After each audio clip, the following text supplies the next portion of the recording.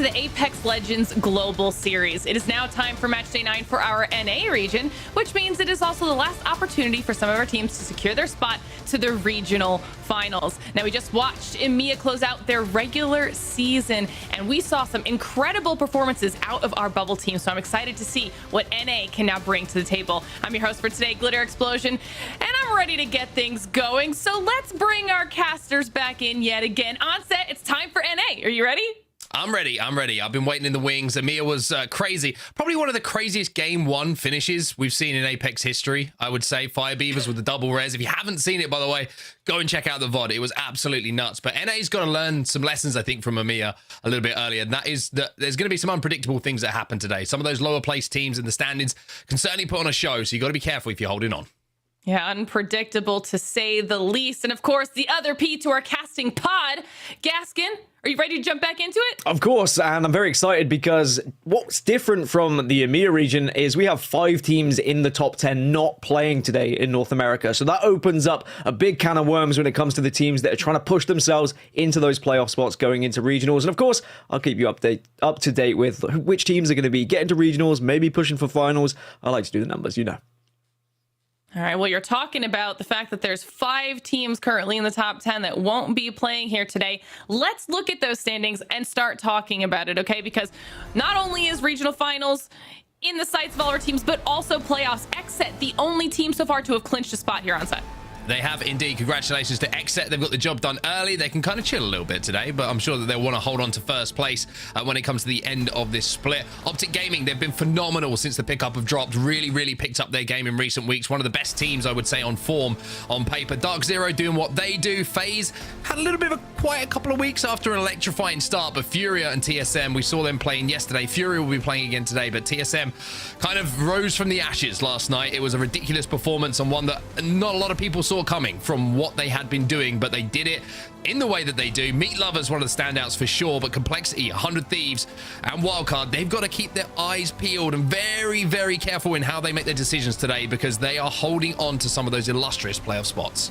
Yeah, pretty stacked top 10 to be sure, but as we take a look at the second page here, right now, these would be the teams that make their way through to regional finals, and there's not a lot of points separating all of these teams here, Dan. There isn't. I think only 3 of these 11th through 20th are not playing today as well. So if there's 5 not competing in the top 10, that means there is plenty of room for all of these teams on this page to try and push themselves into that top 10, or of course try and hold their spot in the top 20 to solidify themselves at regional finals, so then they can get even more points to try and push themselves into top 10 afterwards. Certainly I can have eyes on a couple of teams like NRG, for example. Sentinels, I think, are a team that maybe we'll look at hoping teams around them won't be performing well today because they won't be competing. They're going to be one of those 3 that I mentioned, but certainly I think there's some of these squads who will be really hoping there's going to be poor performances around them. Yeah, and of course, then on our third page, these are the teams that are going to be fighting to get into that top 20 bubble on set. And after what we saw in EMEA, it is absolutely doable for some of these squads. Yeah, Bitfix Gaming taught us all a lesson, and that is you never count your chickens till they've hatched, because they had an amazing performance. Second place just in behind Alliance, who kind of dominated in the final few games, but Bitfix came out of nowhere. No one expected them to force their way into that regional finals, but that's exactly what they did, stealing away that 20th place spot. So if you're in the chasing pack at the moment, you can see how tight it is. One big day here, and you could be in that regional final. It'll definitely be an interesting day to be sure, but we're talking about the regional finals. We also need to be looking towards playoffs because now that EMEA is done with the regular season, we were actually able to confirm quite a few more teams. Originally, it was just Vexed up there, but now we've got Alliance, E6, Fire Beavers, and Pioneers joining, making their way through to playoffs. As we said earlier, Xset's the only one qualified through for North America, who has 11 spots. EMEA with 10, 9 spots available for APAC North, with these teams having already confirmed their qualification as well, with North Eption coming out on the top portion of that region. And then of course APAC South and South America respectively, with Moist Esports coming out on top by a wide margin for APAC South, and then FA Players being first in the region for South America, with Fellas actually winning the regional finals. So it's going to be a heavy competition when we make our way through to playoffs. But let's talk about who we are watching here today, because it is groups B versus C, and this is going to be tough competition. It certainly is indeed. And you're looking at the two top teams. You're looking at 100 Thieves. They're kind of in and around the bubble at the moment. They're on they're in 10th place at the moment. Lanimal's just behind them, who won't be playing today, and they will be one of those teams who are certainly preying on the downfall of others around them. But then you look through, Dark Zero, been very, very impressive. Rambo going to be playing with them today, which is obviously going to add firepower to any team. But Optic are the team for me, the form team. Alongside Exet, I think that their consistency across recent weeks is something to behold. All right, now we've got lots of teams that we're going to be talking about here with multiple storylines that we're going to be keeping our eyes on. It's going to be hard to pick some, but let's get into that right now, okay? It's time for our ones to watch. Onset, I want to start with you because I want to hear what you have to say. Okay, let's hear what I've got to say. I'm going to be watching NRG today, and the reason for that is it's been a better split this season, excuse me, than it was in the previous one from NRG. We all know the NRG split one story. It was looking like they wouldn't be qualifying for LAN. They wouldn't be qualifying for the playoffs when they put in a banger game, a banger day to make sure that they put themselves in a position to, of course, make that trip over to London. Now, it's looking better, but they're currently sat outside of the top 11. They do have this game day in hand, of course, and they're sat on 62 points. 11th place at the moment, like I mentioned, held by Lanimals. They're on 68 points. Now, looking at kind of some calculations we've done, and we've estimated what we believe is going to be the qualification number, we're saying it's going to be around 88 points, I think, 82 points, excuse me. So 14 points needed for NRG over 2 game days, including that regional final if they make it, is going to be good for them. But as I say, they still have to get that work done, and they cannot afford to slip up. But talking about improvements, you can see how NRG have given themselves much better opportunity to qualify this time around. 56 points in split 1 compared to 62, excuse me, here in split 2, and all of those good stats that you want to be heading in the right direction certainly are this split in comparison to split 1. Well, and I'll follow up. I mean, you're watching NRG, and a team that they're going to be chasing is 100 Thieves. Now, a squad who are currently in 10th position, and the reason why I wanted to highlight 100 Thieves is because they've dominated B versus C. The last 2 times we've seen them go up against each other, they won it once, and they came second once. In all the other match weeks, they've been a bit average, 100 Thieves, you know, an 8th, a 9th, a 10th. That's all you really need to do after 2 huge game weeks, and I think if 100 Thieves perform like that again, if they are on top here, then they are going to be putting themselves within a solidification spot of playoffs, let alone just the regional finals. But they could realistically have an okay week here, an okay performance at regionals, and still be at playoffs as well. That's the position that 100 Thieves have put themselves in, but I think with how dominant they've been as a squad, how well they've fought as a team, it's likely we're going to see yet another good performance from them here today. Other teams just seem to struggle with what 100 Thieves do in those final circles, so I think they are going to be a team to watch out for here, Glitter. All right, well, for me, it's got to be a team that happens to be chasing both of your picks. I want to focus on Glitch Energy. Now, obviously, there are multiple bubbles that we're focusing on here today because we're either looking at the bubble for top 20 to get into regional finals, or we're looking at that bubble for playoffs. Well, Glitch Energy is a team that finds themselves just outside of the top 10 bubble right now. They're currently in 14th coming into today, and they have the opportunity to break into that top 10 depending on how they perform. They're currently only 3 points behind NRG and LG, and the last time these two groups saw each other, GE actually had their second best play day of the entire season. So not only are they coming in off of a high, but they have tended to do well when these groups see each other. The one thing I do want to talk about, though, is some stats, because I think this is really important when it comes to Glitch Energy. Stereotypically, they are a World's Edge team, okay? They have, I think it's about a 69% win rate in comparison to Storm Point on World's Edge. Obviously, the stats here, average placement, much better. Average kills, higher. Average points per match, significantly higher. So World's Edge is where they're comfortable. But what's crazy is that last time they played, they gave us a little 3-2-1 action when it came to their placement on Storm Point. Had a phenomenal performance on Storm Point where they were really lacking it and then actually fell off on World's Edge. So what I'm looking for out of them today is to continue the success we saw last time on Storm Point and then get back to those incredible stats that they already had on World's Edge, merge them here today, and give us a performance that will potentially completely catapult them into that top 10. So it'll be exciting to see if they are able to do that. But of course, before we get into all the action, we've got to talk about the map schedule, right? Something everyone should be very familiar with at this point. Same thing as last time. We're going to be starting things off with our first 3 matches of the day on Stormpoint. And if EMEA is any indication, that means things are going to start off insanely chaotic, which I will absolutely be a fan of. And then we'll be switching on over to World's Edge for the last 3 matches of the day. I think, we went into our EMEA region with some preconceived notions on what the type of play style might be, because there's a lot on the line for some of these teams that have a chance at qualifying through to regional finals. But I think all of those preconceived notions have to completely go out the window, because some of these teams at the bottom might end up just being that chaotic factor that we end up seeing here today on set. Yeah, it's certainly a possibility. I think the good thing about the lobbies that we saw earlier is the fact that, like I mentioned in the EMEA show, everyone who's playing today has something to play for, whether it's, like you say, looking to push yourself into the qualification, the top 11 for the playoffs, whether it's looking to force your way into the regional final and then maybe have that Cinderella run where we have the match point format, or if it's just staying in the Pro League, avoiding the relegation system that you have to go through to solidify your spot. So the quality of games was very high. We were seeing some really, really populated end games where a lot of teams were kind of coexisting alongside each other, and it was coming down to those macro decisions, which is where the best IGLs in the world earn their money, right? And we've got a couple of them in this lobby, so look for them to certainly be tested today. And I like it when the IGLs get tested. It's where you see the grey matter going to work. Okay, now I know Onset's typically the one that's correct in these situations, but while we're sitting here, we're waiting for the lobby to get loaded and all our players to get loaded in. Let's talk about predictions for maybe just the first match. You know, I'm correct. Who do I'm only correct on LAN. I'm trying to help you here. I'm trying to help you here. We'll talk about who you think might come out swinging in match number 1.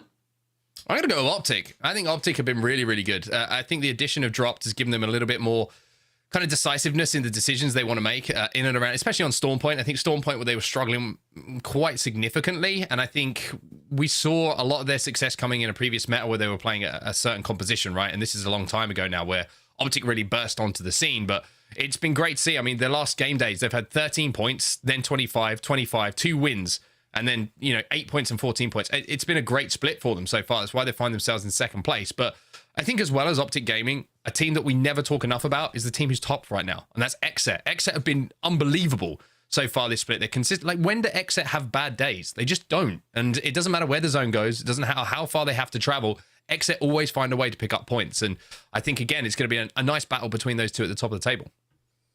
Dan, what about you?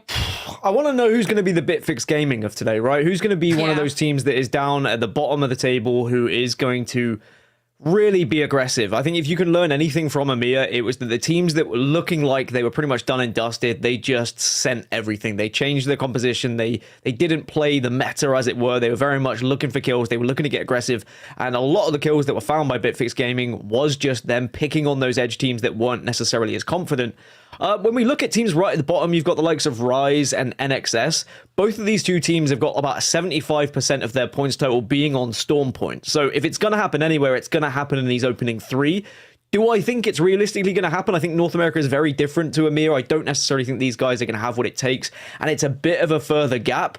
It's going to be a lot to ask for, especially when teams that are holding the position right now, like Oxygen and CLG, they've been a consistent squad across the board. Like, they've been picking up a good amount of points, so they're going to make it a lot harder for that top 20 to be pushed into like it was in EMEA. Well, we are just moments away from finding out which one of you is correct. We'll see how match 1 goes, because the dropship is ready and loaded, so it's time to kick it off.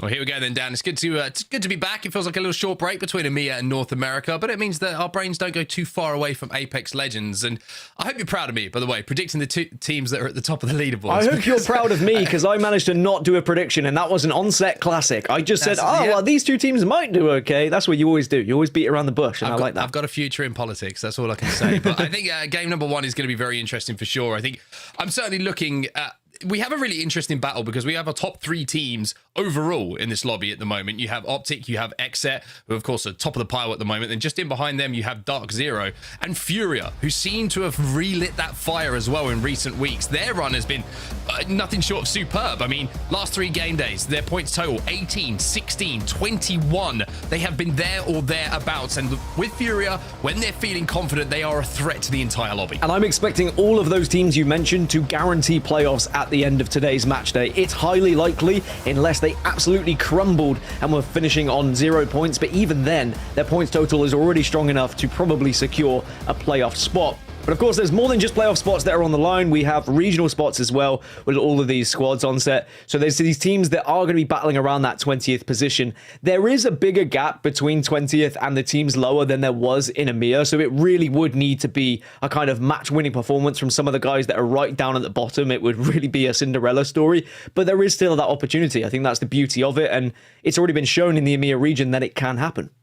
It certainly can happen. My question is, will it happen in this lobby, though? I mean, I've talked about some of the teams you've got involved. It's a brutal-looking lobby, this one, with the amount of talent that's in there and the amount of teams who convert not only like good games, but into good points. It's teams that convert good games into wins alongside the kills as well. So you're going to see some of the best IGLs in the world. You know, you've got Nocturnal, who's certainly put his hand up this split to be that argument for the best IGL in the game at the moment. And you know, you've obviously got Sweet in there as well. It's going to be a real battle of brains, I think, today, especially in those end games with everybody fighting for any points they can get.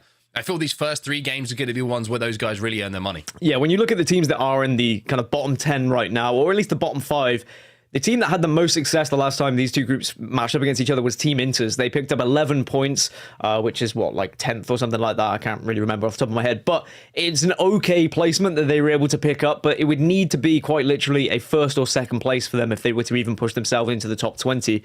So realistically, the teams that might be able to break in, you've got AJC or SCS could be the 2 squads that might be able to push through, but this is the kill leaderboard anyway. These are the guys in Split 2 that have really been dominating when it comes to getting those kills. Yeah, and Zainu's been absolutely on fire as part of Meat Lover's new addition to the lineup, tech leading him into battle, and he's certainly fulfilling those duties especially well. 62 kills in total, 0 just in behind on Dark Zero, 56 for him, and then everyone else kind of sharing a very, very similar look along, you know, as far as the numbers are concerned, not too much between the players, but the thing that jumps out to me is you've got Sykes and Nocturnal up there from Xset, and you also have 2 players from Dark Zero, 2 players from Optic, and kind of goes hand in hand, right? If you got 2 out of 3 of your players on the top 10 leaderboards, no surprise to see those teams in 1, 2, 3 respectively. And it has been Xset that has dominated B versus C when these guys have matched up against each other. I mean, they won it just a couple of weeks ago. They won it as well in one of the first, they came second in one of the first few match days that we had. And even on that match day, it was looking like they were close to winning it had it not been an incredible performance from 100 Thieves to steal it away from them. So Xset are going to be setting the bar. I feel in this lobby, they have found the perfect rotations. I know, of course, the circle is going to make a big difference here, but I do think that Xset are the real deal, and that's what they want to be considered as. I know we mentioned it, well, it seems like 5 weeks ago now when we spoke to the Xset squad and we spoke to the coach as well, and you know, they want to be considered one of the best teams in the world and perhaps feel like they've been overlooked. Well, this is a chance to yet again prove yourselves on one of the biggest stages. Yeah, I think for Xset, the best way for them to prove it, of course, is not only to win this split, but also go to LAN and be involved in that match point, you know, be on match point in a position where you can potentially win the tournament. It's crazy to say, but it's great to do it at home. But where the teams that we talk about in general get that kind of esteem from, so to speak, as we move through the years of Apex Legends, is performing on the biggest stage, on the international stage, where there are even more variables for you to prepare against. You know, different regions, different play styles, teams making different rotations that you've got to kind of adapt to on the fly because you don't have the data, you don't have, you know, weeks and weeks of playing against these guys in scrims and different tournaments to kind of build a pattern of how they want to play. And I think that's the one question for me for Xset. You've been fantastic, brilliant. I'm taking nothing away from what you've done so far. But when you get to the biggest stage of them all, and of course that's going to be the playoffs and, you know, the championships itself, are you going to be in that conversation to win the whole thing? Well, you speak of teams doing things on the biggest stage. I mean, Furia was a team that I wanted to talk about today until Rain Day took it off me and I wasn't allowed to, apparently. It just seems like I can't pick anything when it comes to these things. We got plenty of time now, so you can do it now then. But we can see that Furia in 5th place at the moment, and it has been great to see the resurgence of them. I think there's been a lot of questions asked, not just from like the general public, but from me. I was saying, are Furia ever going to recover? Are they going to be back to their greatest? They've got some of the best players that we've seen in the world, but things weren't really clicking as metas changed. It seems like they found their footing once more. It really does feel like they've worked things out. They are a team that are going to be a huge threat when it comes to not just regional play, but internationally. When we get to LAN, Furia, it's likely they're going to be there, and it is going to be a terrifying factor having them back and having them on the biggest stage. I'm excited to see what they can do here today to show that to us yet again. Now, it's the teams around them that are kind of going to be watching with maybe slightly anxious minds, because having 5 teams in the top 10 not playing today means that there is going to be a lot of teams dropping out of that top 10 or potentially dropping out of that top 10 because of these guys. 11th through 20th, they have the chance to really push themselves up and give themselves the best opportunity to put themselves in a spot for those playoff positions. Well, good news, everybody. The drop shit is hovering above Storm Point, and that can only mean one thing. It means we're about to get into our first game of the day here. The North American Pro League is going to conclude today before the regional finals get underway, with our top 20 teams, of course, at the end of play, moving through to fight their way in that tournament. But for now, it's focus time for these teams. It's 6 games to get the job done, to get into regional finals, to book your place at playoffs. It's all to play for here as we see where these teams are going to be dropping. Yeah, see where they're dropping, see who's going to be potentially contesting. Has everyone found a home to live in that is going to be comfortable? And I'll give you a fun game to play whilst we're just watching everyone drop as well, Mark. You know, I told you in EMEA what was the best drop location for win rates in the region. Where would you guess it would be in North America if you just had to pick one? Exeter have been pretty good on this. It's Down Beast. Ooh, not far off, but actually Cascade Falls and Mill coming into this weekend so were the Exeter, 2 yeah. highest places. I thought it did that thing where you're like, I think this is right, and then you second guess yourself for just a second.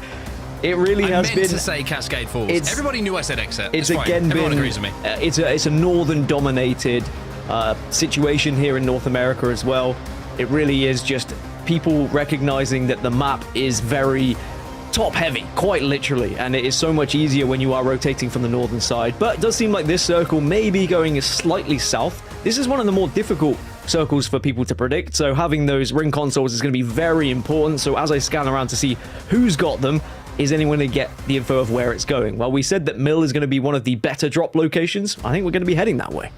Yeah, good news for Dark Zero, Optic, NRG, and Exet, all the teams who we kind of talked about a little bit today as far as, you know, location is concerned on that zone and what their priority is going to be. They're going to be able to get some really, really good spots. Also, Tripods, one of the best performances. I think it was their best performance yesterday. Starting to find a little bit of a form and starting to certainly learn the ropes a little bit more on how these lobbies are going to play out. I'm interested to see how they do today as well. But look at OXG. You always get a good indication of where this zone is going from Oxygen. They are straight to where they believe is going to be our priority position for that endgame. No surprise to see them on their way already. Shout out to Jayhawk, by the way, who gave me all those stats on the North versus South win rates when it comes to these teams. Always appreciate everyone in the community that puts those stats together. I love to see the analytics, and I think it's so important in Apex Legends as well. I mean, the amount of coaches that put in the work as well, with the amount of stuff that they have hidden up their sleeves, is unbelievable. And I really do love managing to rack the brains of a lot of these guys in the community. But no early fights to be speaking of. All 60 players and 20 squads are still up and alive. And 100 Thieves, who were my team to watch, they have dominated in B versus C in the weeks prior. Can they do it again here today? Yeah, I think the big thing for 100 Thieves for me was almost a confidence thing, right? It's a composition which I think fits their playstyle a little bit better and how I believe that they should play with the amount of mechanical skill these players actually do have. Of course, Triple M and K doing it for the OGs, but I wasn't the biggest of fan when they were kind of running Newcastle, and it felt like they weren't ever ready to engage. They were getting a little bit, you know, it felt like they were a bit of a soft touch when it came to fights sometimes, just because they didn't have the ultimates available and the utility to really force some of those teams back. They did have, you know, the Horizons, and the Seers that were running at them and causing them loads of problems. But this gives them a little bit more flexibility, I feel, on zone and edge play, depending on where that zone is going to be going. But Exet, they're inside a mill already. Optic Gaming, no surprise. Some nosy neighbors landing over here. It'd be interesting to see if our first fight that goes down is between our top two teams. I mean, this is Batman versus Superman, right? This is two Titans clashing in the same area, but it's whether either of them are going to be confident enough to take the fight. I don't think it's worth the risk right now. They can both just kind of hover, and I think they will realize that it is going to be a situation that if you int on this, there is definitely another team that is in the area that could certainly third party. So you have to be patient, you have to bide your time, stick your ear to the wall, and try and work out what's happening elsewhere. Is it rude to say that I never liked the comparison of Batman and Superman? One of them's just got money. The other one's an actual superhero. Anyway, let's see what Optic are going to do here. It's interesting to see how they're just poking at each other at the moment. Nobody's really in a position. Nobody really wants to engage because coexisting for this endgame means that both of them will pretty much guarantee some decent placement points unless we see someone getting a little bit weird and a little bit, shall we say, nervous energy starts to leak out a little bit, which you never want to do.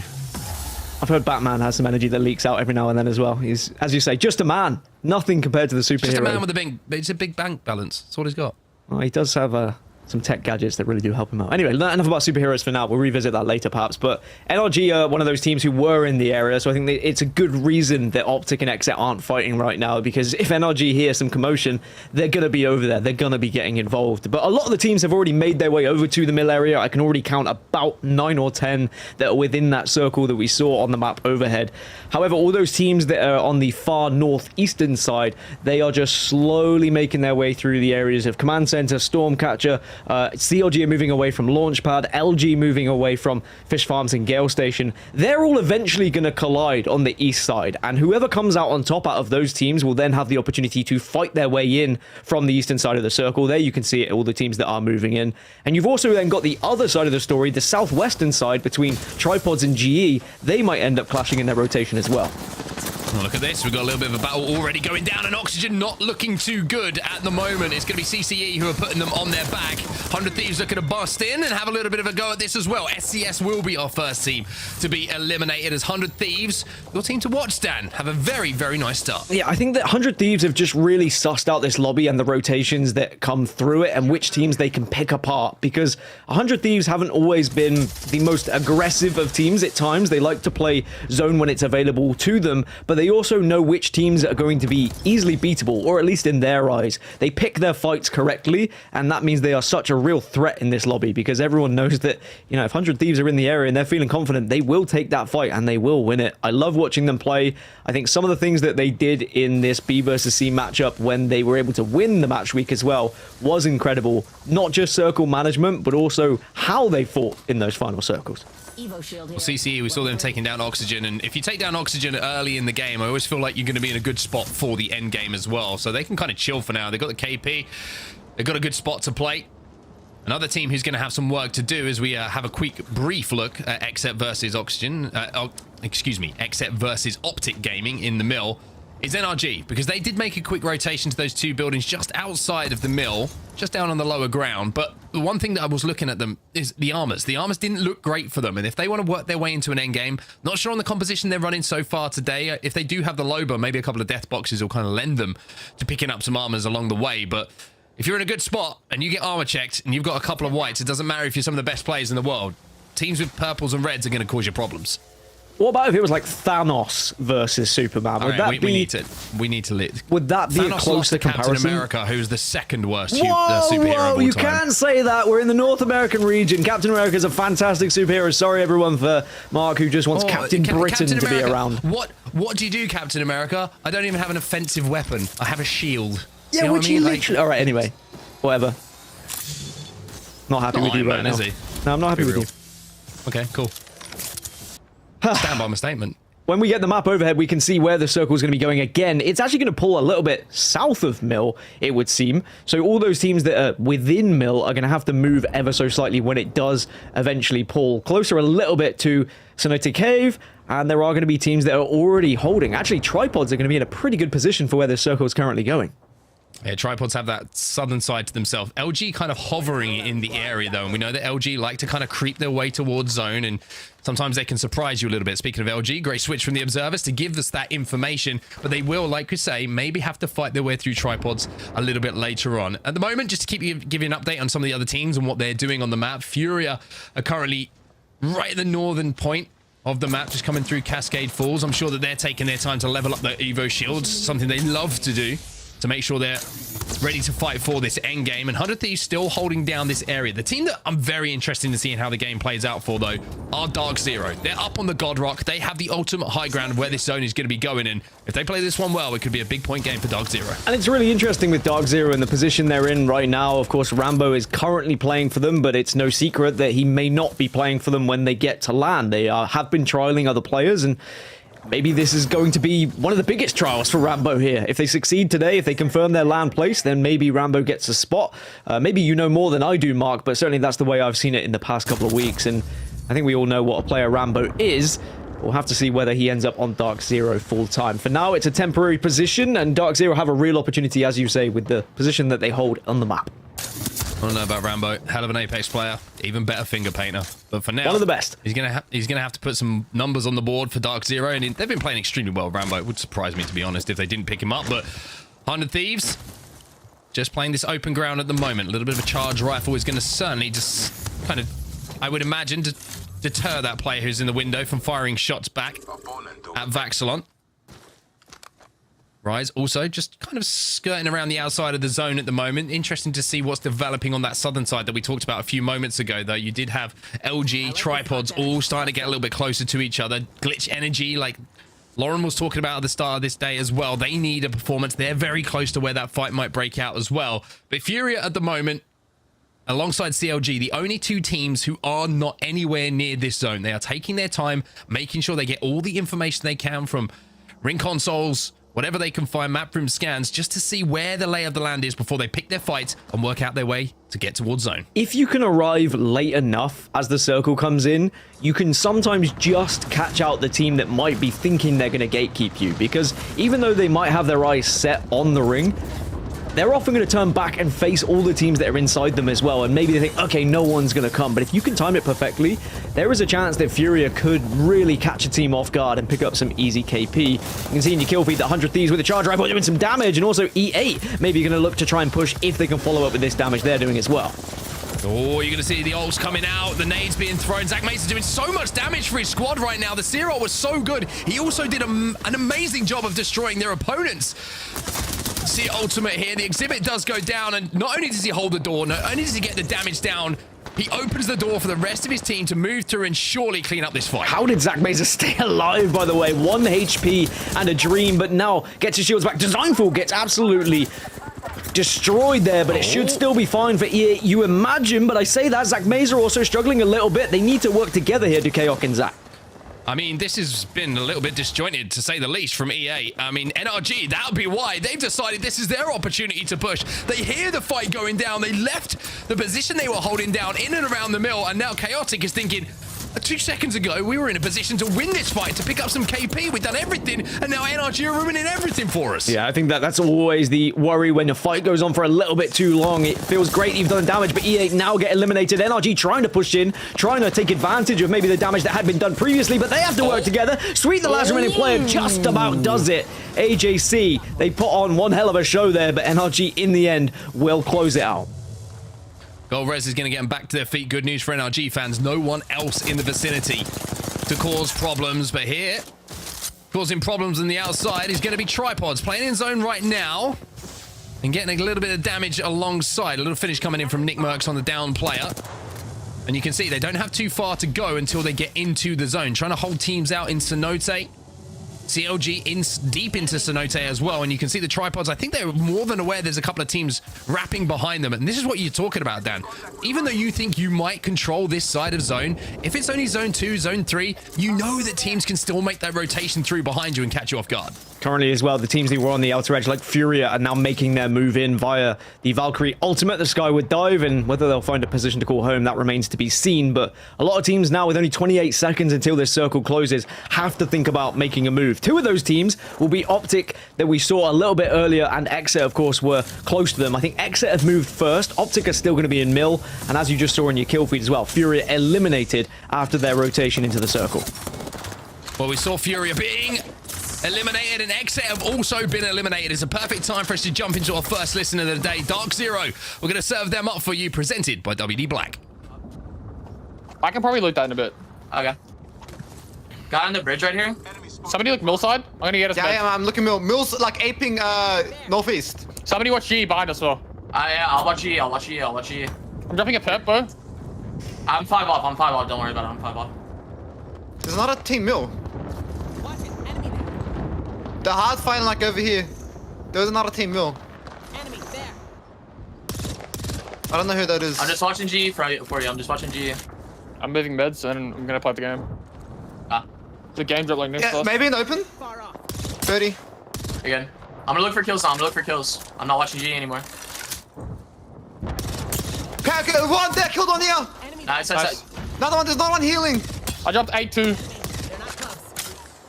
Where? Okay, going yeah. down. They're fighting. Flesh on one. I think he died. I got my kill. Get Alright, that I'm fin. Maybe get that fin. And mill team's aping that. Thirding that. Mill team's thirding it. We're Right now. still.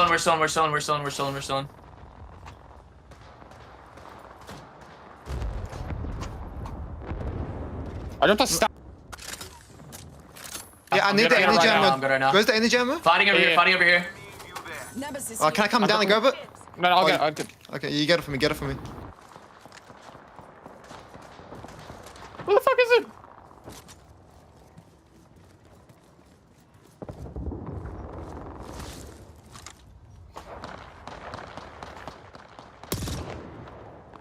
Fighting right here, Jen.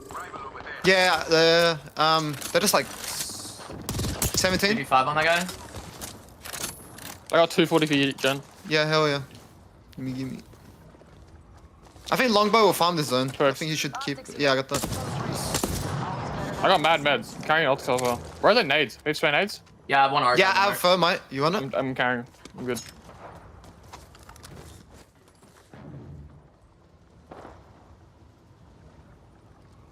Opponent over there. As they jump back into the comms here, Dark Zero commanding this Godrock. This is where they've been the whole game here, Dan. The team who are currently set up inside of the next zone, though, where we're going to be pulling is Glitch Energy. Just to the south of them is Tripods as well. They're the two teams who have control of zone. And it's a surprise, only having 7 squads here, but I think a lot of teams kind of jumped on each other because they recognized that this circle was not going to be easy to get into, and even if you do, there's not many places to actually play, especially when you've got teams like Dark Zero who are just holding commanding positions like this and can easily destroy you as you make your rotation over towards. So now we've got 3 teams within this next circle. 4 of the teams that are outside are going to have to make a move in. Do you go for the ballsy skyward dive? Do you try and creep on in and hope you don't get spotted? Well, the team above, they're going to be skyward diving right now and trying to hope they can get in comfortably. Just a couple of noted teams that went down as well. Optic eliminated NRG while all of that fighting was going on. CCE, you can see them on the edge of zone as well. They're all dressed in red. They're all looking good. 100 Thieves who have had some decent KP go their way, unfortunately, are going to feel the wrong end of Rambo's longbow, and that is going to get a knock onto them. Luminosity now moving in to try and pick up the pieces. Yeah, and it's going to be a real opportunity for Luminosity to get some KP. 100 Thieves get eliminated. 6 squads remaining. Optic did make the skyward dive rotation. Luminosity now just need to avoid the barrage here, says stay alive and not take too much damage, but it looks like they are going to be okay. And maybe it was Jaguarez's anyway, but with the position they hold, it's not the worst for LG, but the trouble is they made so much noise that I think they're going to have eyes on them from both CCE and Tripods here. Yeah, you can see Tripod's just trying to overextend, get some angles. CCE, see the damage being done, though, and surely this is going to be the end of the game for LG, but Yanya has a funny way of surviving these situations. We saw it yesterday. LG looked like they were in a perilous situation. They only had a little bit of kind of shipwreck to play behind, and they made it work for that long game, but Jaguarez is gone. But Luminosity still alive here. CCE decide they want to think about a different rotation, though. They want to get into zone, but up on that Godrock, it's still Dark Zero. Still Dark Zero, but they will have to move, of course. Oh, CCE is trying to get away. He's going to be okay, just about, but do you even get the opportunity to reset? Yes. Okay, so this is a horrible position to be holding at the moment, because as soon as you push out, you're not going to only have eyes on you from Dark Zero above you, but potentially teams like Glitch Energy and Tripods who are already holding a position in the circle. They do have the opportunity maybe to bang ult if they do have the ultimate ready to force Dark Zero to kind of retreat for a few seconds. The Rolling Thunder will cause that explosion, which is going to make taking those angles a little bit more difficult for Dark Zero. But for now, CCE, I think they're kind of, so to speak, stuck between some boxes and a hard rock, because they try and take one rotation, which was plan A, but plan A just didn't look like it was comfortable for them. I was just trying to work out whether it would be mathematically possible for a couple of these teams to actually get into regional playoffs. For the likes of Tripods, for example, who are on 28 points, they do find themselves only 18 points off of 20th, or, you know, it's still doable. They could do a bit fixed gaming. I was just trying to work out of the top 6 who might be able to be that team who replicates what was done in the EMEA region, but here comes Optic Gaming now. They have the Dark Veil to use as cover, but the nades are coming out, and they're trying to just get as much info with those nades. Yeah, this is a full send from Optic. They want to take this spot from Glitch Energy. They've used everything. All the utility has gone down. Dropped gets one. But look at Glitch Gaming. They are holding strong here. Noct is going to go in. Skill Cakes did a good job, though. Just to reset. Make sure he got that battery down and should be able to clean this fight up. Optic do take down Glitch Energy. But the question is, can they get dropped back up? Can they reset in time? Because Tripods are having a little look at this. Tripods having a look, but I think Optic should be able to. Will get the third player back on their feet, and now we get a reset, and it means we have 3 squads, all with all 3 players, and these are some of my most favorite final circles to try and work out what on earth is going to happen. Dark Zero have had the high ground throughout the entirety of this, but the circle is going towards Optic Gaming. However, look at the amount of cover that's available for all of these teams. Very little. So if you are the first team to engage, the likelihood is you are probably going to go down, because the team that's last to engage usually wins. That being said, if you can bait a fight here, if you can start a sort of engagement and then back off, find some cover to work with, it might be enough to just create a spiral of events that does then provide you with the victory. Also going to see utility being very, very important here. Gent has the Dark Veil. They can cut off the line of sight here for Dark Zero. Maybe force their way up a little bit closer onto Optic Gaming. It's a risky play, but it's a potentially a game-winning one if they choose to do so. But they need to do something sooner rather than later here, Tripods, because they will be forced into the open. Res Beacon's going to come down. That might give them a little bit of room. A little bit of extra cover to work with. Nick Merck's nice shots onto Optic. Noct is going to force him back, but the opportunity to move has got to be taken now by Tripods. If they want to get into this endgame, it's now or never. Yeah, I think it's important that you highlight that both Tripods and Optic Gaming both have the Catalyst to work with here, so they can get the Dark Veils down, and you can move freely through those Dark Veils as the Catalyst as well. Tripods do make their move. They're the first team to put the Dark Veil down just to get cover from Dark Zero. And now look at Dark Zero. They are going to have eyes on from both other teams. So this is going to be tough for them. But now you see that Rolling Thunder come out just to try and create a little bit of a distraction here so they can drop down. Big damage coming in. Zero's going to throw a few nades as well. Dark Veils everywhere. Tripods are being peppered for damage, but somehow have stayed pretty healthy in all of this. Good plays, though, from Dark Zero to get down to the low ground without taking too much damage means they can reset here. And nobody has lost a player yet. Well, they've created a little bit of a pizza of Dark Veils here just to give them a little bit of a gap. But as soon as these walls fall, there is going to be hell to pay for all of these squads that are just going to be eventually staring at one another. It's going to be about who's hitting their shots, who's got the utility still to use. And it might be Tripods who have the best range on this. It looks like Dark Zero have decided in second place here with some KP, which leaves the door open for Tripods to move in and clean up in this final moment. Tripods are your champions. They will take home game number 1 here, and that is their first ever win in the Apex Legends Global Series Pro League. I was about to say, correct me if I'm wrong, I think that's the first time we've seen a victory from them. And, you know, we asked who's going to be the Bitfix Gaming, who's going to be one of those squads that are down in the bottom 10 that tries to have that Cinderella story of pushing themselves into the top 20. Well, I guess we get an indication of a team that's certainly putting themselves with their best foot forward. I mean, that was essentially just a game of pure patience on behalf of Tripods. They waited on the edge of that zone, let everybody else around them fight, and they just inched in every time the ring shrunk down. They played so passively, but in a really, really intelligent way, because across the board, I think everybody tried to wait it out for as long as possible. And the last day of regular season play to finally get that win on the board has got to feel fantastic for Tripods. And you were saying it yourself, Dan. I mean, you were trying to do the math. Are they one of the teams that could possibly Bitfix Gaming the situation if they have a Cinderella run here today? If they get multiple wins, it's not out of the question. It's doable. They're 17 points off of 20th position, right? So if they were to win today, they'd get 25 points. They would just need to require those teams who are in 20th not to get more than 8 in that scenario. And we already saw in EMEA that is entirely possible. So it's only game 1. I don't want to get ahead of myself. I don't want to give Tripods fans, you know, a little bit too much faith in what's just happened, but it is doable, that's for sure. And Tripods at least are giving themselves the best opportunity with a hot start here in match number 1. All right, well, we'll have an opportunity here to watch the final circle from Tripod's perspective so we can see exactly what they had to do to get themselves in the right position to be able to third party that entire fight between Optic and DZ. On set, break it down for us. The impressive thing for me was the use of the cat wall, the dark veil that went out pretty early from Tripods. What it did is denied all of the lines of sight that Dark Zero had onto them while the zone closed. And during that period, Dark Zero had to drop off that high ground. That then forced Optic to have to be wary of Dark Zero, because Dark Zero dropping, then the team closest to them, their Dark Veil goes down to kind of counteract what Tripods did. And as those two teams are forced to engage, then Tripods have the most simple job in the world. They just have to move in and sweep up the pieces. So it was the early Dark Veil to deny that line of sight from height, forcing Dark Zero down onto the low ground into Optic. That was the big play coming in from Tripods.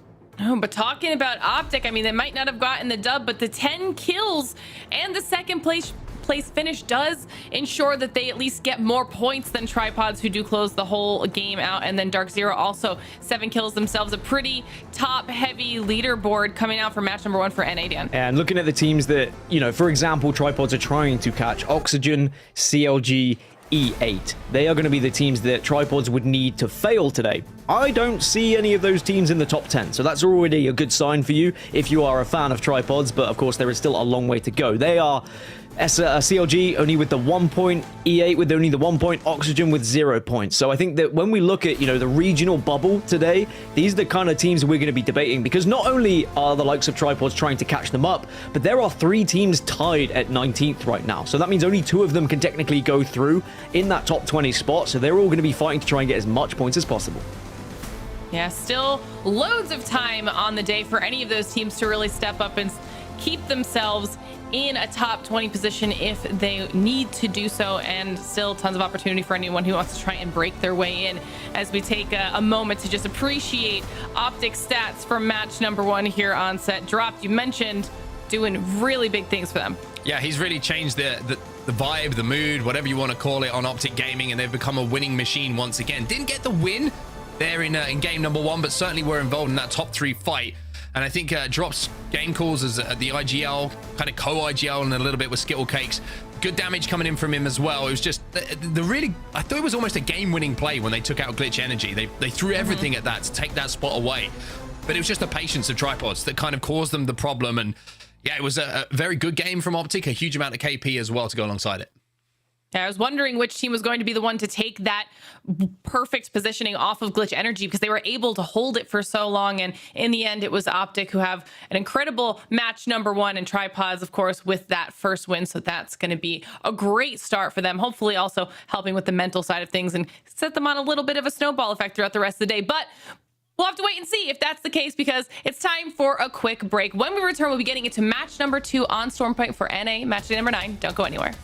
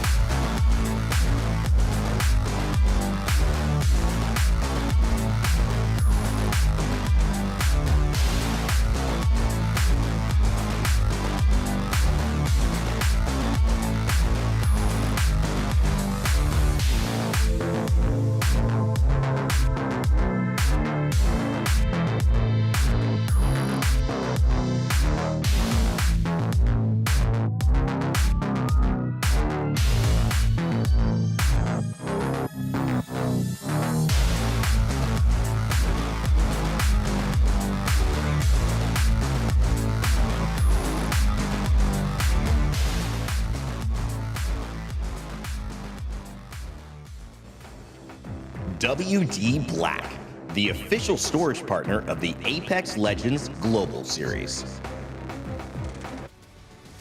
Welcome back, everybody, ready to the Apex Legends Global Series. Match number 1 is in the books, and it is Tripods who take home the first win of the day. And we saw this happen in EMEA as well, Daniel. If there were ever a time to make a push to try and get yourself out of the bottom of the leaderboard into top 20, this would be it. Sometimes teams just need to have their back against the wall, right? To really push them out of their comfort zone and make them do and play a little bit differently. For the EMEA region, it was seeing teams actually play with sheer aggression and having confidence and believing in themselves. And Tripods have not found a victory all season long, and now they do it here in what could be their final match day. But maybe they could extend that match day to regional finals if they were to have that dream run. It's definitely not out of the realms of possibility. I don't want to get fans' hopes up, but we'll have to see if this can carry on into match number 2. Certainly, at least they've put their best foot forward, and we'll have to see whether there can be consistency here. Because now, of course, the circle could go to an entirely different area where maybe it's not going to pull towards you. Definitely also seizing a little bit of an opportunity here when it comes to the fact that, we're starting the day on Storm Point. It's always a little bit more chaotic, so that's going to be one match in the books that they can be very happy with as we get an opportunity to see the path here where everyone is now dropping down, and we'll wait to see where the zone pulls and see who it favors, because there's still 2 more games on Storm Point. Obviously, we're in match number 2 right now, which means that some of the chaos that we saw that didn't necessarily go the way of the likes of AGC, called out CLG for needing to step it up. They still have an opportunity to do that here. Definitely still have an opportunity, and I think what was very telling was we went kind of southwest, and we saw Optic pick up big points. We saw Dog Zero pick up big points. We saw Tripod pick up big points. All 3 of those teams in the southwest area, there or thereabouts. You could say, maybe just more west.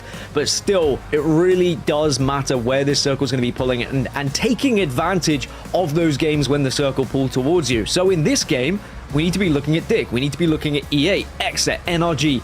They all have the opportunities to be moving quickly to take some of those priority positions so that they can pick up big kills. And even if you don't find the victory, Optic just showed us you can still find those kills and you can still put big points on the board.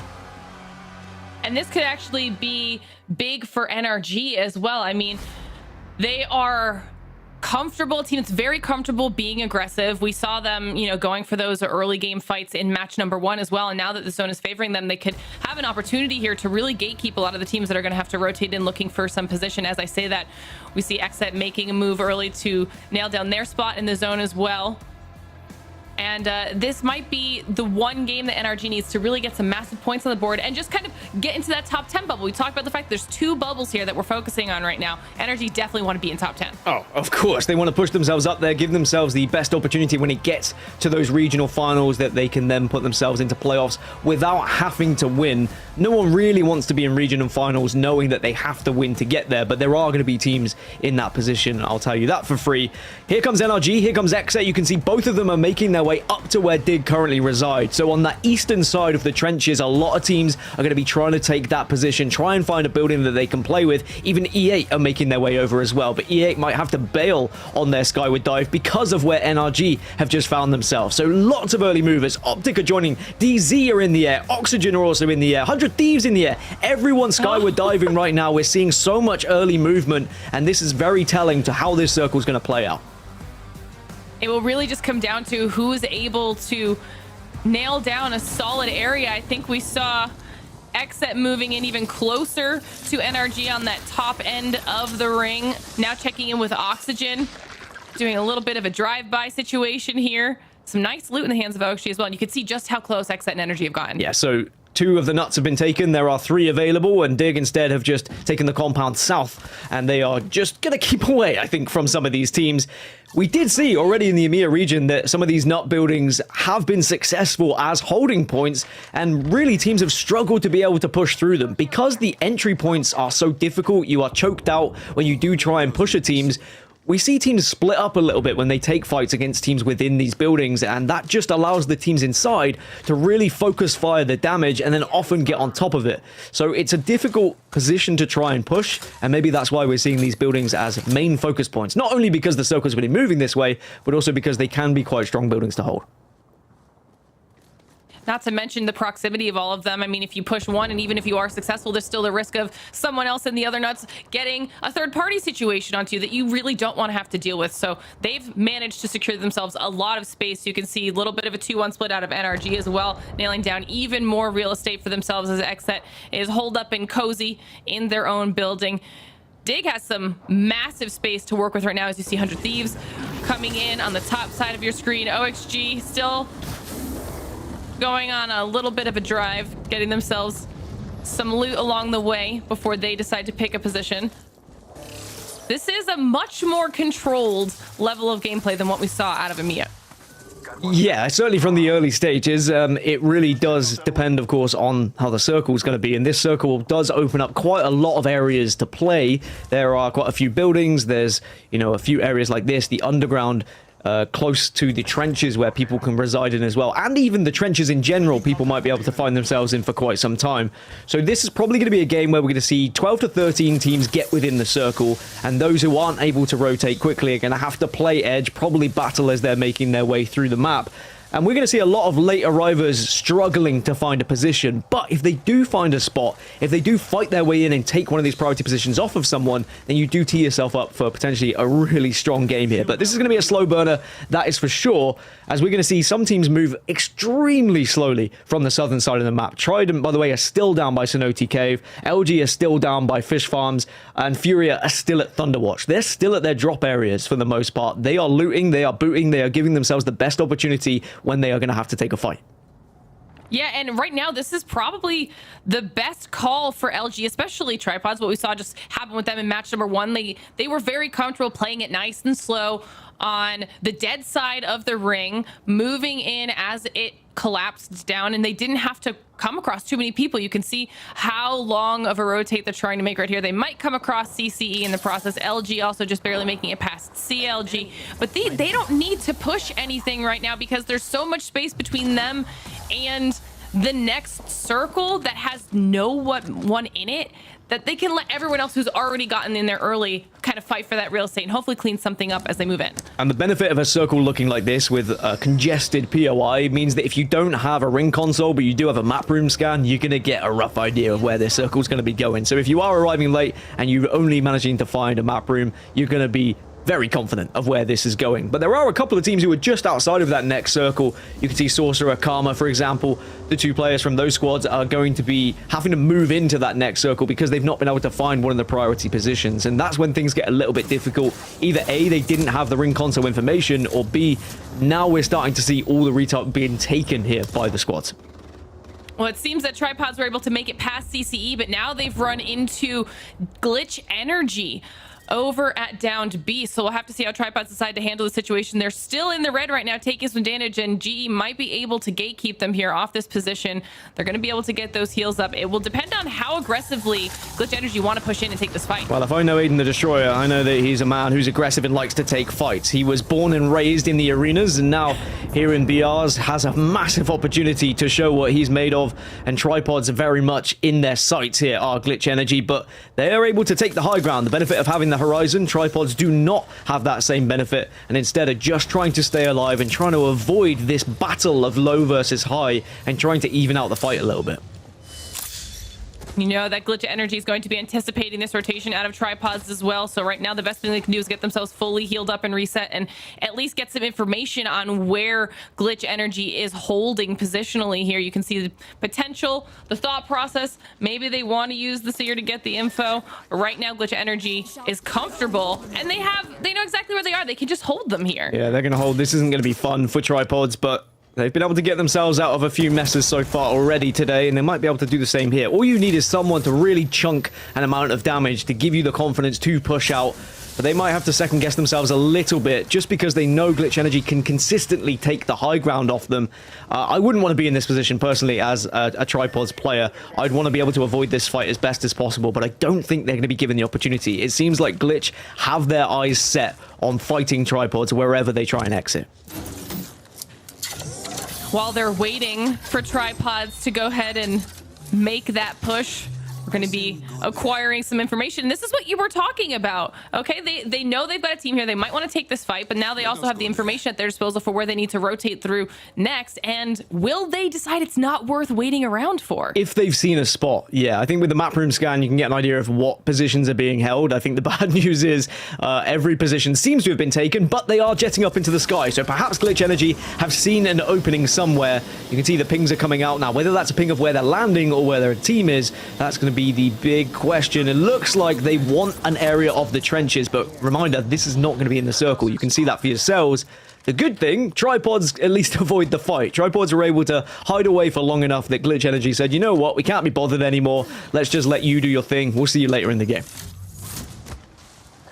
Not only that, but now Tripods at least know they've got a little bit of breathing room to work with, can also deal a little bit of annoying poke damage because they're going to be the ones rotating in behind Glitch Energy, who will be keeping their eyes on where Tripods decide to go from here, but they also have a couple people. We saw those pings coming out that they might have to be worrying about when it comes to being in these trenches. So it'll be an important decision for when they decide to take that first fight. But now we're back over in the very busy portion of our next circle. Fury, I was watching them push in on that northern edge of the ring right now, find themselves potentially stuck between a lot of teams with some rocks to work with here, knowing that there's someone in front of them. They're going to have to hold a tight spot there. One of the nuttiest areas on the map, it seems, at the moment. Still 20 squads and 60 players, by the way. No one has even been eliminated. We saw one knock happen. I think Nathan from NRG got knocked, but then has been picked straight back up. So everyone's still healthy and well.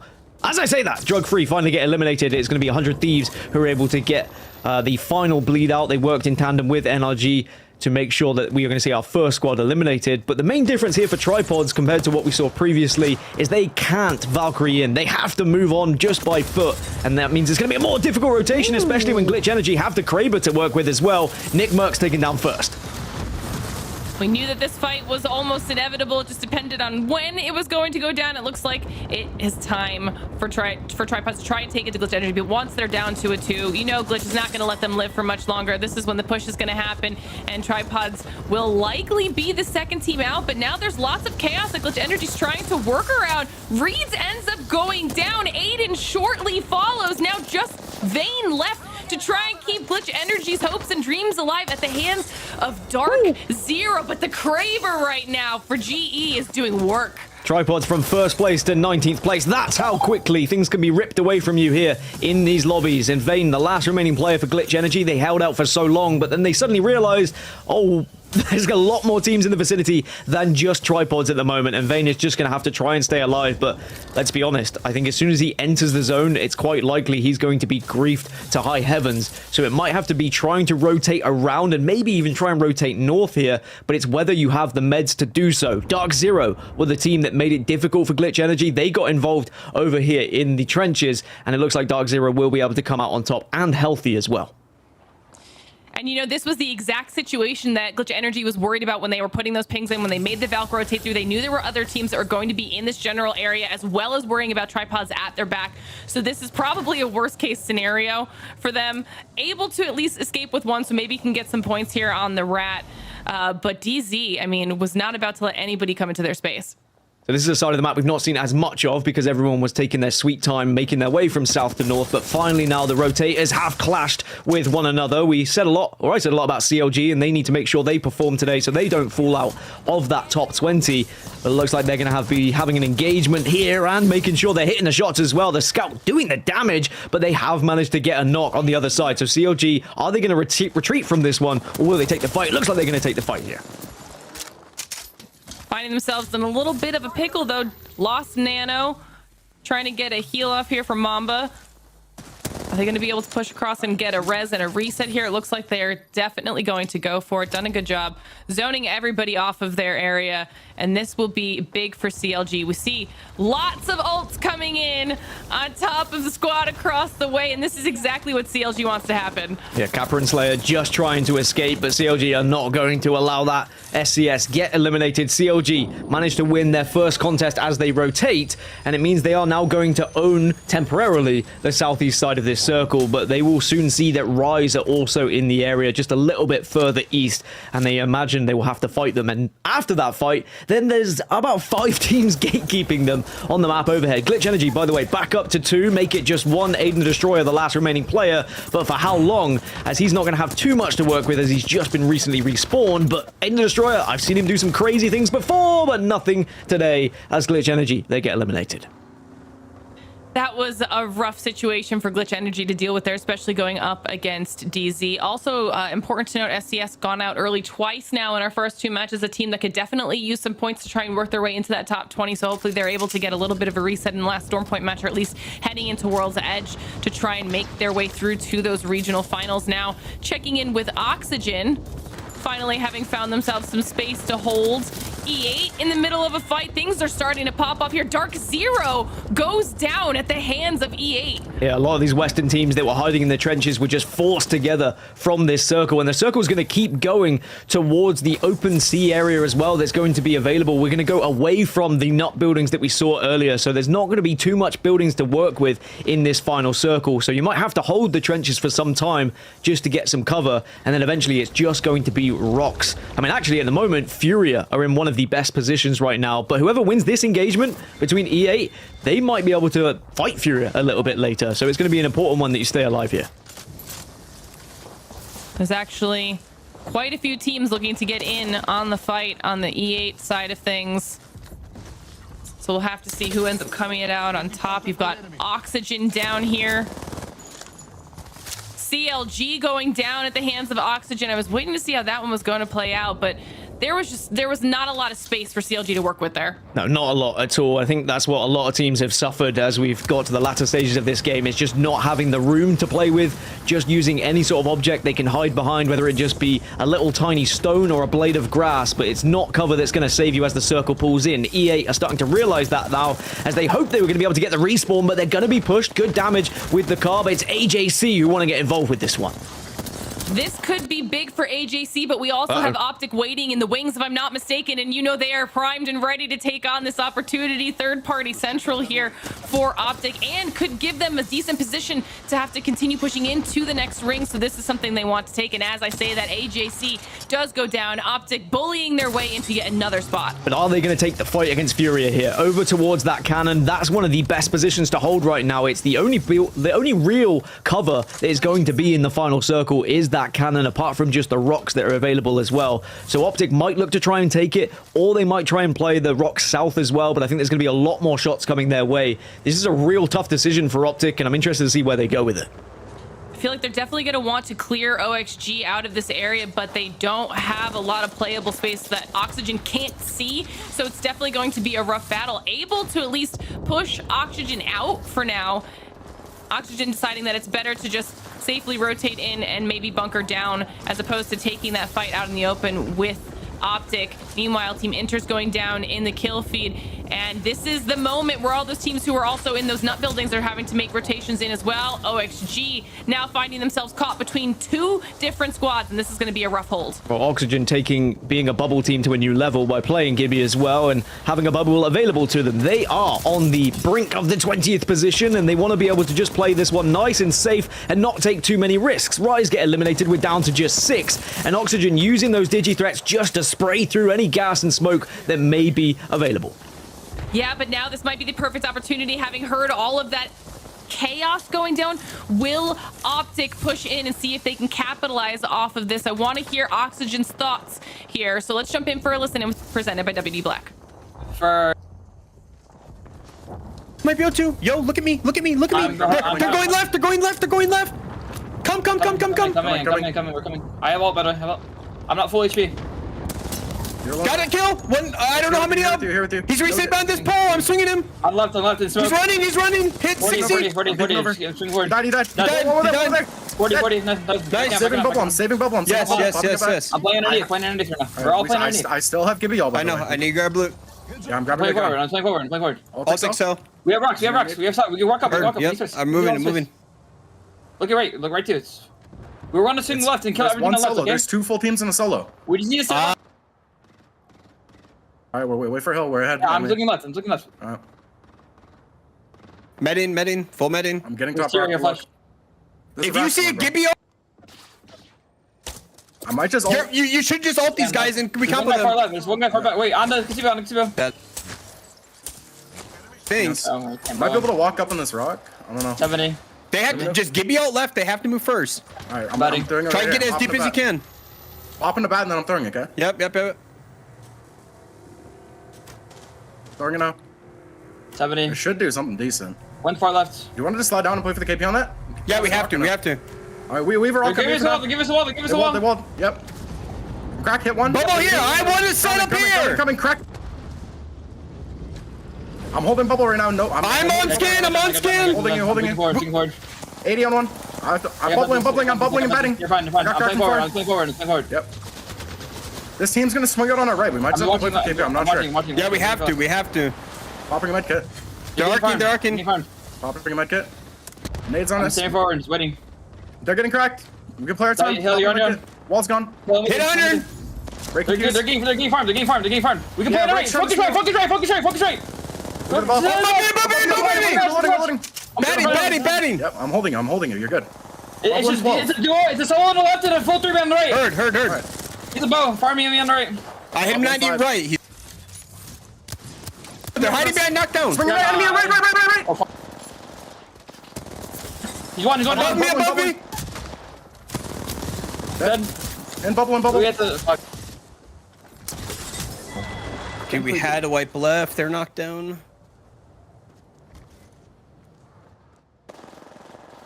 Back and forth battle with OXG, Furia, and Optic, but in the end, it is Furia who had the positioning all along, who close out match number 2. It all came down to the direction that Optic and OXG decided to push when they left each other after that beginning of a fight. Remember when Furia were that edge team that you just know never played zone, didn't get into the right positions? Well, it seems like they know how to do that nowadays. They got into one of the best spots very early on as soon as they saw that circle start to transition towards the cannon. And then it was just about holding Optic off, and they did very well to do that. Also, amazing play as well. The only Gibraltar that was in the lobby for Oxygen, and considering they are one of the bubble teams fighting for that 20th position, fighting for regional finals, they put up one hell of a stat getting to the top 3. And there were a couple times on site where that Gibby came in incredibly useful for OXG. Yeah, I think Storm Point kind of lends itself to Gibraltar, especially, I mean, first thing I have to say about that game, rough zone for all the teams, you know. And I think having Gibraltar in that situation was the perfect legend to have in your composition, because you're going to be able to create that false cover, use the bubble to buy a little bit of time. And I'm a little bit surprised to see that Oxygen it felt like they were a little bit of trepidation in if they wanted to push after the amount of damage they did on the Gibby ult that went down. But you're also in that position where it's like, are you going to push through a Dark Veil? There could be 3 players who are just LOSing you, waiting for one player to pop through. So you can understand that decision. Furia, though, they played it perfectly. They just consistently held angles, and then just at the right moment when they saw the damage done, they jump in to finish off the game. And it's very impressive. But yeah, rough zone is my takeaway from game number 2. Well, you're talking about the rough zone, so we might as well take a look at the final moments. This time we get Furia's POV. Gaskin, walk us through it. What's your analysis here, Mark? Rough zone, yeah, rough zone for everyone involved. It's a rough zone. It really was, though, and it was Furia who saw it was a rough zone, saw that there was realistically only one spot to be playing with an element of cover that would allow you to get to the final circle comfortably, and then they were just able to force these final 2 teams together, and it was about just kind of firing upon 3 players who had already taken damage, that there was never really going to be much fight back. What was good, what Furia did, was they provided cover as they pushed up. They constantly took space, using the rampart, making sure they had the ability to take angles so that they could add damage and force this fight from both of these other teams here. They just did such a good job of managing all of their angles as well. We've even heard the chaos coming out of OXG. They were constantly switching their focus back and forth between Furia coming in on the side, swinging them and doing some damage, and then also having to worry about the solo off to the other angle in Optic Gaming. So it was a rough spot for OXG to be in, but Furia handled it perfectly. They got rid of the majority of Optic to clear out their side and give themselves a little bit of breathing room space, and then made sure they cleaned up the rest of the lobby. I mean, it was nice to see Furia having a really strong match number 2. I heard that, Dan, that was your official pick as well. So, I mean, you've got to feel good about that. Officially, unofficially off the record, if Rain Day hadn't have stolen it, then that would have been my pick for today to watch. And for good reason. Look at the damage that just came out of these guys as well. And realistically, if you put Furia in a final circle, they are always going to be a threat because they are such incredible players, not just individually, but they work well in tandem together. You saw how they were moving across the map with one another and how they were taking fights, watching the right angles, making sure they were prioritizing certain players as well. They all seem to be shooting the same thing at the same time, and it really is a pleasure to watch when Furia are playing at their very best. And that's really reflected in their damage here as well, with almost identical numbers across the board and 10 kills going their way on top of the win for a 22-point game. Onset, that's gotta feel good. It's got to feel good. You're completely right. And I think Furia, the one thing that stands out for me just in the way they play that end game, when you have a zone which doesn't provide much natural cover, a rampart is a perfect legend to have as well, because you can just walk up, place a wall down. If you walk into open space, if someone swings you and is like, hey, they're on the open, then you see the rampart wall going down, it just completely throws off what was your first decision that you've made to engage in that fight, and all of a sudden you've got to back down and kind of, you got the zone closing behind you, it causes problems. But Optic, another strong game from them, involved in the end game once more. Luminosity, a decent amount of points for them. NRG scraping points together at the moment, but yet to have that kind of statement game so far in the first two. You know, NRG was another team, Exa as well, that had a rough rotation in once they realized they weren't getting the zone over in the nut area, as we see the second page here. Tripods, a little bit of a fall off from Grace. I'd called out SES as well, 2 matches now where they've struggled, and they're one of those teams who really needs to get some points on the board, Gaskin, so hopefully they can kind of bring it back here in the next match. And I wonder how frustrated Tripods will be with Glitch Energy. They held them for so long and they stopped Tripods from being able to make any real rotation on foot, and in the end both of them succumbed to just a pretty dismal end because they ended up in the trenches, and there were so many teams in those areas that when you do end up in those trenches and you take a fight, you're gonna go down eventually, even if you pick up some KP. Glitch Energy, they got 3 KP in the end, but it wasn't maybe what they had expected. They couldn't make the rotation in with the Valkyrie. This is how the land looks after the first 2 games. You've got 32 points here for Optic Gaming. They are very much leading and in control, but Furia hot on their heels. A little bit of a points bunch going on as well between Optic and Furia. Things get a lot more even as we drop down to 3rd all the way through 10th. Not a very big points margin. Obviously only 2 matches in Onset, but it's still anybody's game. Still, yeah, very much anybody's game. We're only 1/3 of the way through today's action. We've still got another Storm Point game to get done and dusted before we move on to World's Edge. But Optic, that is, again, a statement couple of games from them. I said, I think it was week 2 when I saw, you know, drops getting picked up at the start of the season. This team has got everything they need to be, you know, successful, and they just think they just needed that clear leadership and the belief put back into them. There's so much skill on the team that it's, you can't, it's undoubtable how good they're going to be. And I think just the leadership of drops has really helped them out a little bit. And I think now that they've got that confidence back, Optic are just looking scary again. Well, things are not slowing down anytime soon. Match number 3 is already ready to go. So let's see if Optic can do it yet again, or if somebody else decides to step it up. All right, then, let's get into it. Storm Point, we've got one more map to go here before we move over to World's Edge. And I've got to say, Optic have looked almost flawless in certain circumstances, Dan. They haven't got the win quite yet in those end games, but the fact that they're always there, and they're never just there with like 0 KP or 1 or 2 KP. They've always got 6 or 7, and they've fought for that spot where they believe is going to be the game-winning position. I was going to say, yeah, well, who needs the wins? Well, when we get to match point, they probably will need a win if they want to call themselves champions. But for now, it's just about making sure you're getting those points on the board to have you as high as possible on those leaderboards so you can pick up those points and maybe go into those regional finals at the top spot, or at least close to it. And then maybe when you get to playoffs, you can be the team that everyone is worried about. Are Optic Gaming going to be back? Are they going to be a real threat when it comes to international competition? It certainly looks like they are getting more confident week by week here, and we'll have to see whether that confidence carries on here into match number 3. We haven't had any contests in the early stages, so it is just going to be about looting and booting in these early areas. But really, are we going to see a circle that really changes things for how teams are going to have to rotate here? We've seen, of course, 2 circles that have made it difficult for those who have had to move a long old way from like the southeast, for example, like LG. Maybe this one's going to be a little closer for them. Yeah, it could well be. I think LG are going to have a much better access to this one. We could be looking at, I was going to say, Antenna or somewhere like that. The building's just to the north of it. But, I mean, you're looking at Rise. They've got a great priority position over at Launchpad to get in a good position in this zone. Oxygen's always a team I keep my eyes on to see where they're going to be heading towards zone. Exet as well. Got a couple of slow games, which is, you know, normally you wouldn't talk about too much, a team who's been playing so well throughout the season, but it's kind of a standout, right? Except very rarely have bad games, and to see them 2 back-to-back games where they haven't put a huge amount of points on the board, somewhat of a surprise, but as I say, we're only 2 games in of a 6-game series, so a lot of time for them to put that right. I always do wonder what it does to your mentality as well when you see a graphic that you are the only team in the region that has guaranteed your spot at playoffs.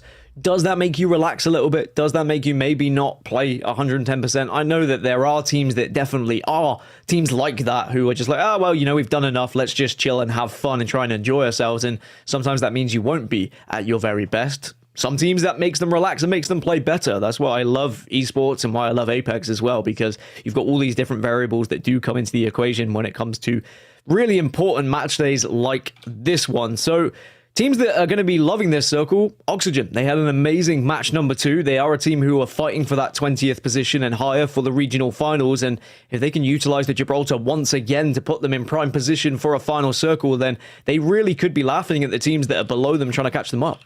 Yeah, I think Gibraltar's going to have an impact on this zone as well. I mean, no big POIs involved. You can see the launch pad's kind of cut in half. You can see antennae kind of cut in half.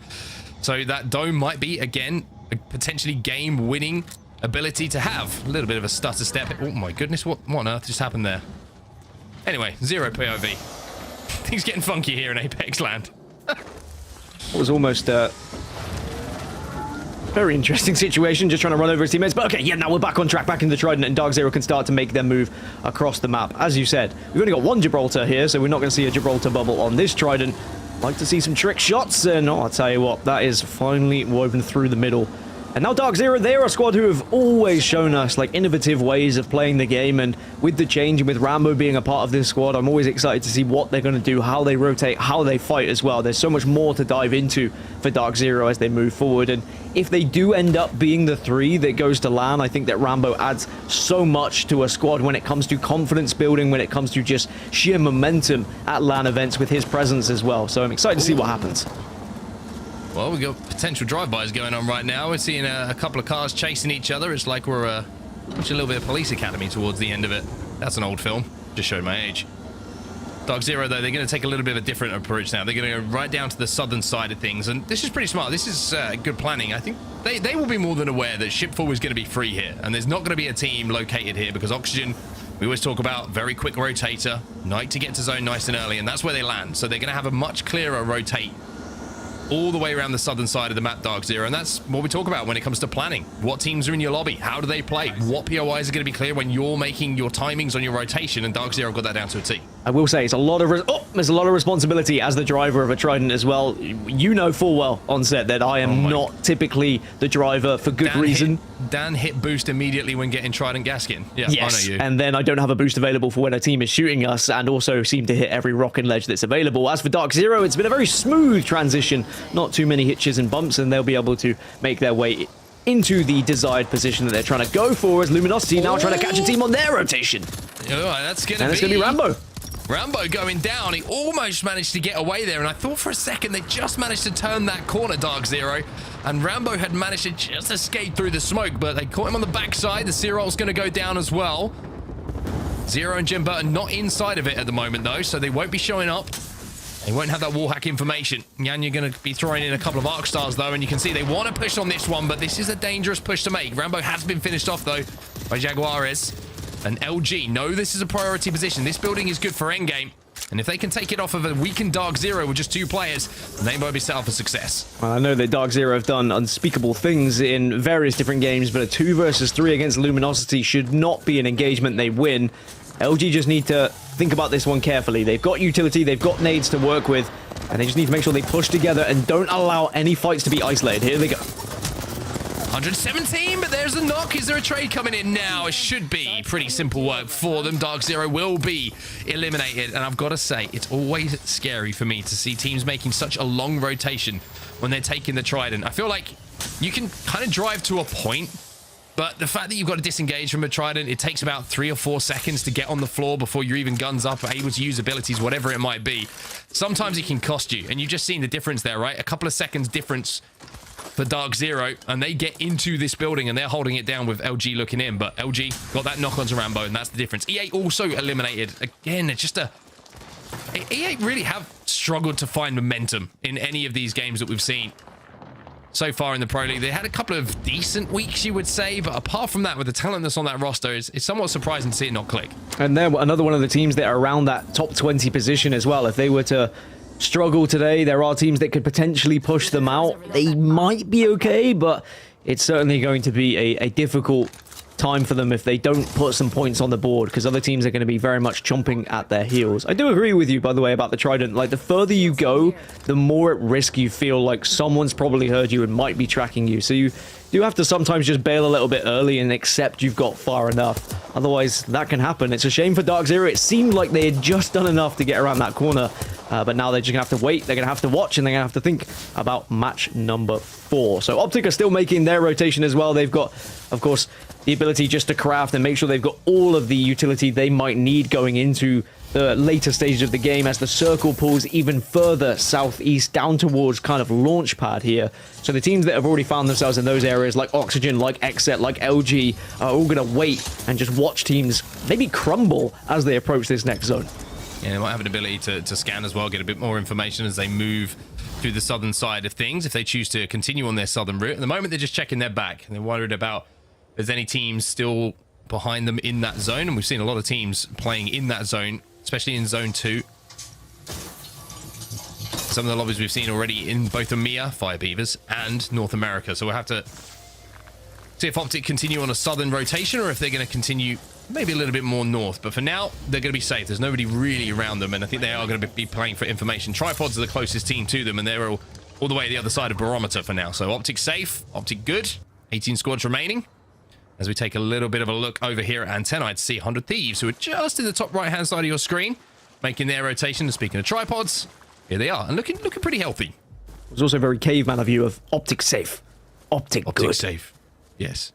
But I do feel like, you know, tripods, they had that incredible game 1, right? They would have been on top of the world, being able to get that victory and their first victory in Pro League as well, from what I can remember.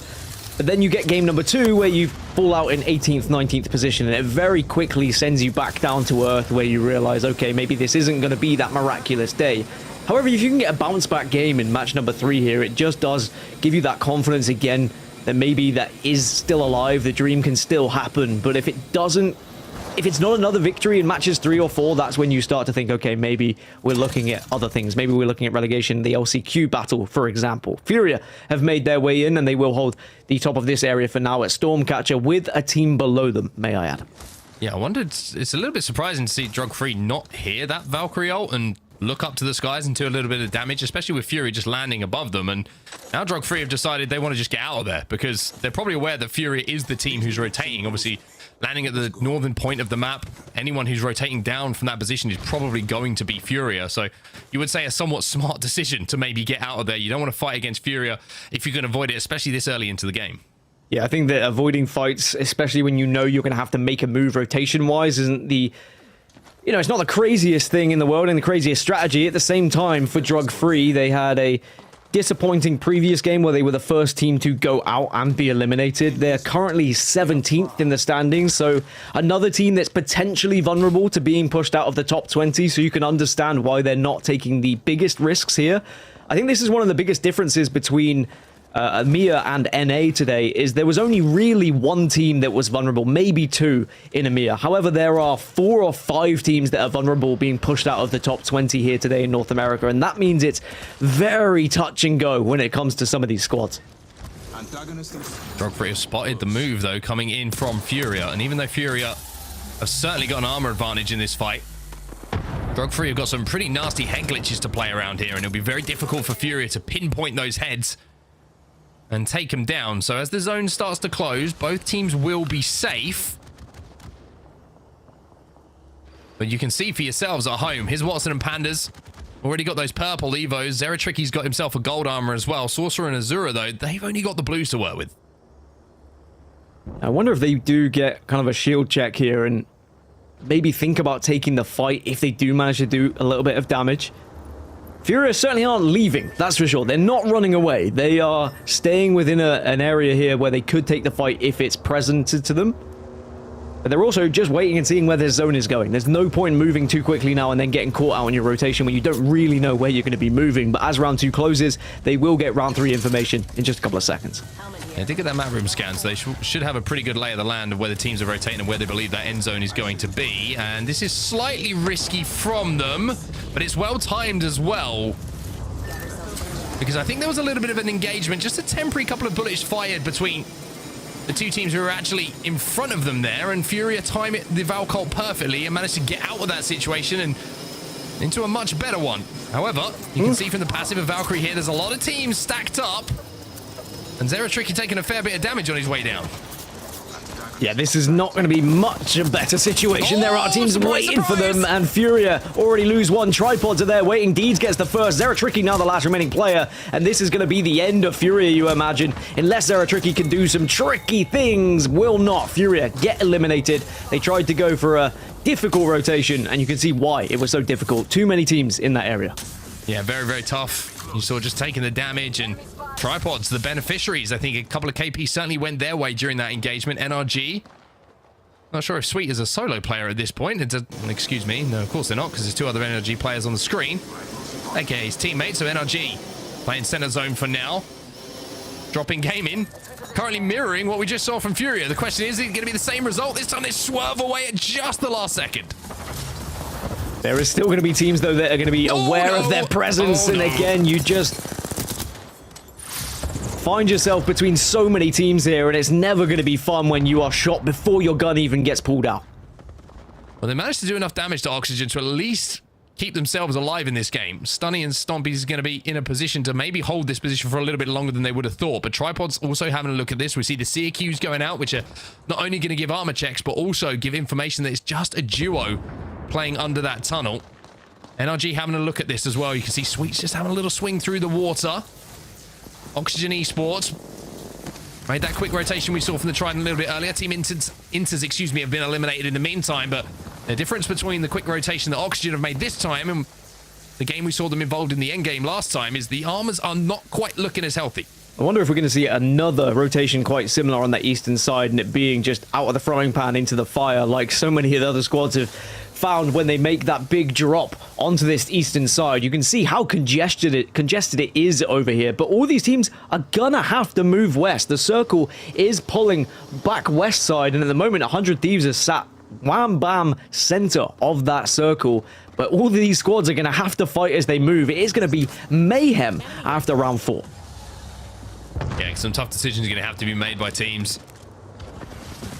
Tripods riding high after the game 1 victory. Maybe brought back down to earth a little bit after game number 2, though, with 0 points on the board. But some decent shots coming in. Nick Merckx trying to do a little bit of damage, but again, it's going to be the Catalyst walls there that are going to present that hitting bodies.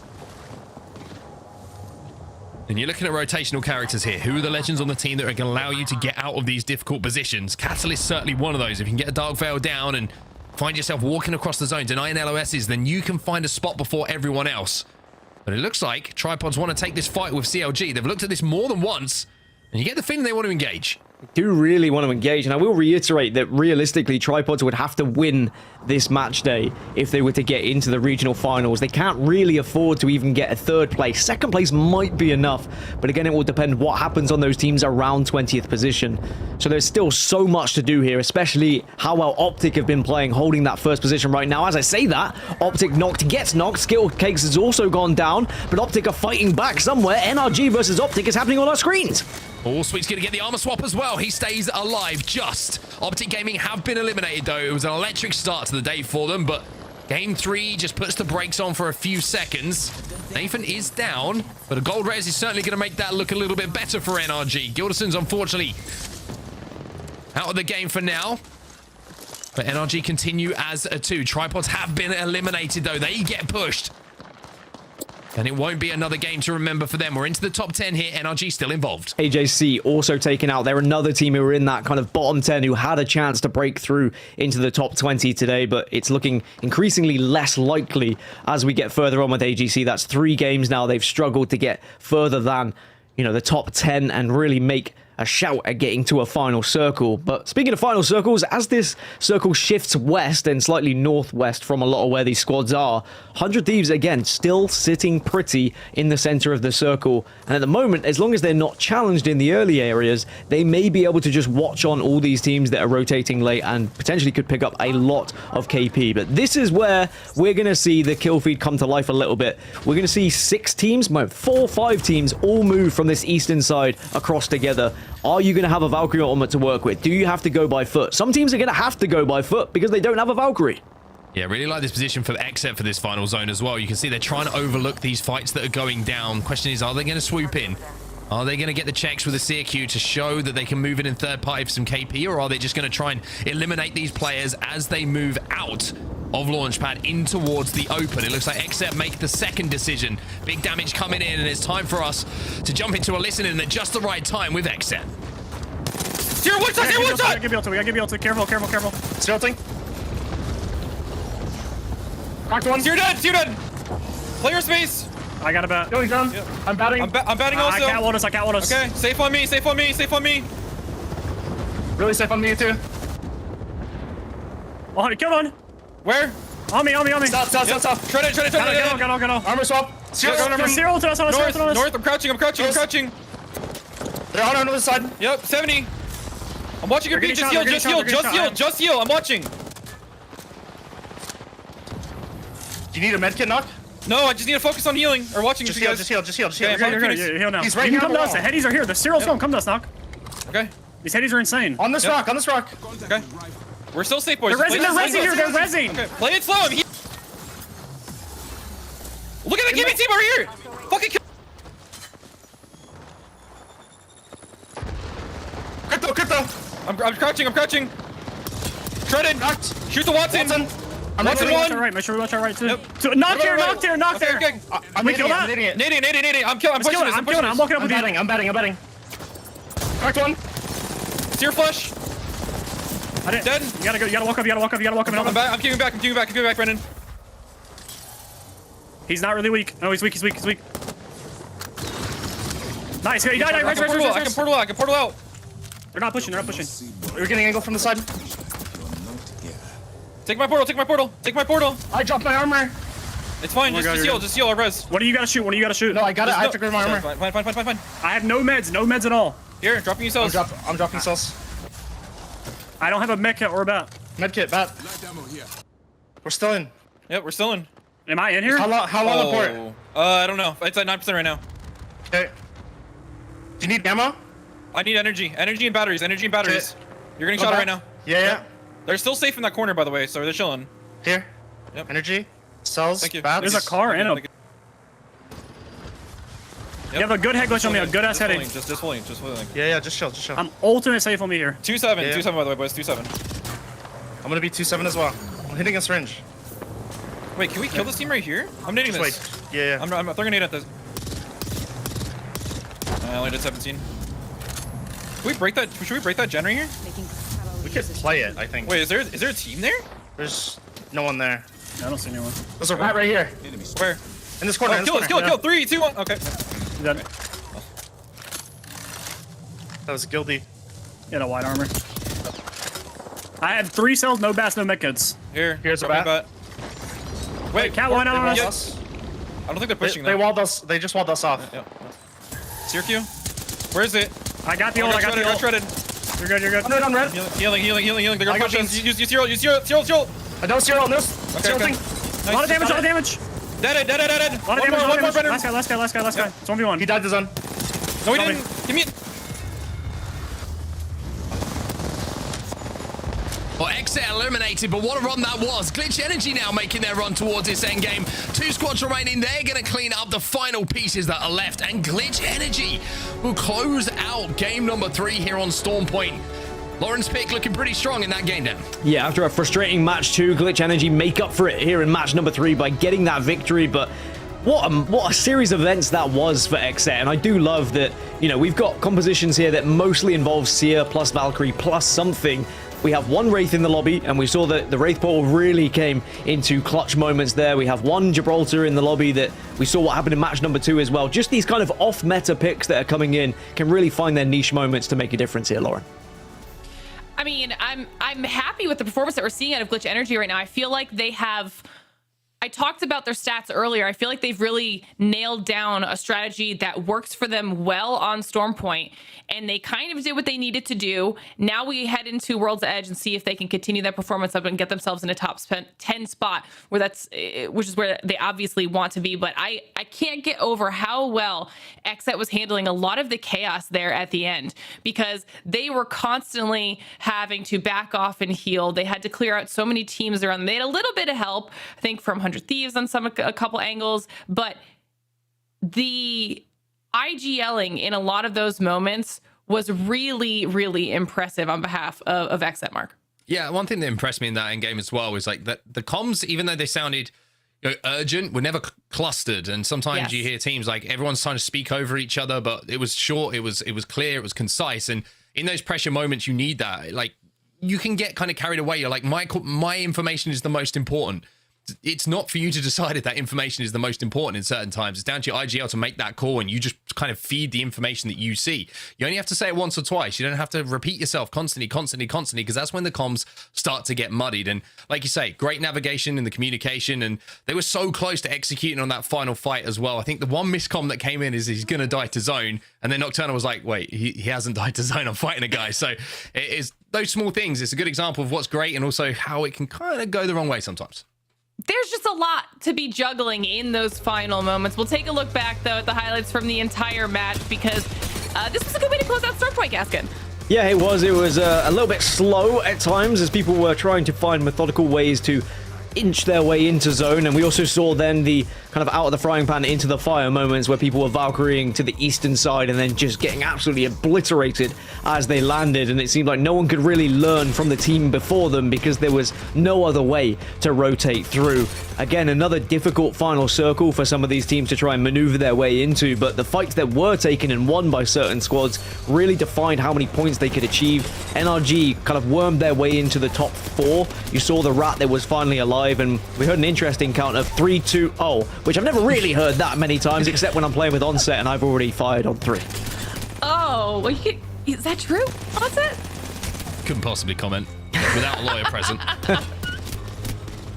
I mean, it has happened, let's be real. But I mean, XSET, this is the end game that was the most impressive for me. And one thing that always stands out to me is when you see players like baiting and switching so well. Like Nocturnal could have quite easily walked around that corner and took that engagement to his death. You know, he goes in the RE45, he gets the shield break, does a little bit of damage, and realizes, I don't need to finish this. I got a teammate with me. We can both stay much more healthy. But Nocturnal, in this final fight there, you could see it was very, very close. But with the damage being done by XSET, it was a very simple endgame for Glitch Energy. They were the ones who had the quiet side of the zone. They were able to walk up. But I think the story that kind of gets washed away a little bit there was the performance of NRG, because it looked like for the majority of that game, they were kind of in a bit of a shambles, but managed to get the res in. We caught it on the replays there, managed to get into it, like Dan was saying, I think it was top 4, top 3 position, and then they had some KP to go alongside it, so that could go a long way to NRG really solidifying their position.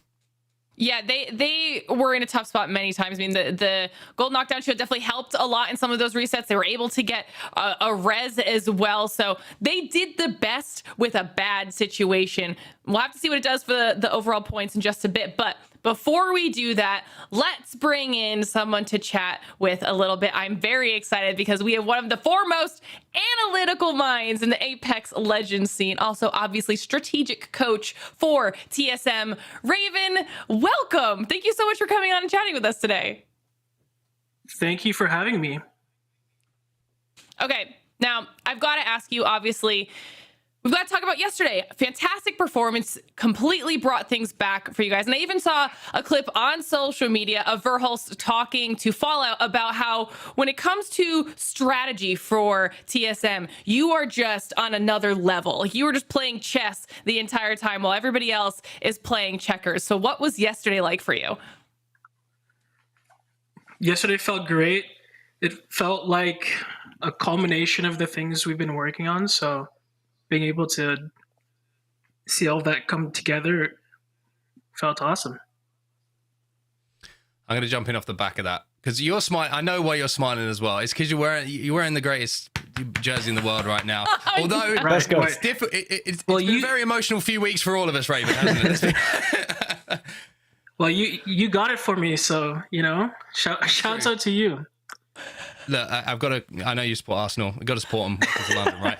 But I got to say, it has been an emotional. I'm going to take Arsenal out of this for a few seconds. Let's talk about the season, right? It's been a very tough, up and down season for you. But you were talking about the culmination of the work that has gone in and everything finally starting to click.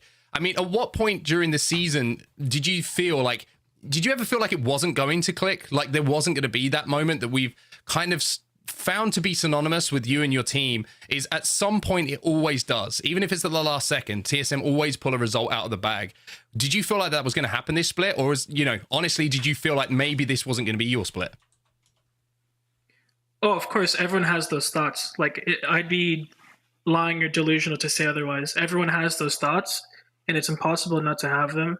The key is to just set them aside. You just have to have faith at the end of the day. Or else why even show up, right? Might as well just not even show up if we think we're going to lose. Yeah, I mean, it was a tough environment that your players and yourself were put in, where maybe there was the doubt in the back of your mind that maybe you wouldn't be at LAN, and the job's not quite done yet. So what does everything look like right now in preparation for those regional finals?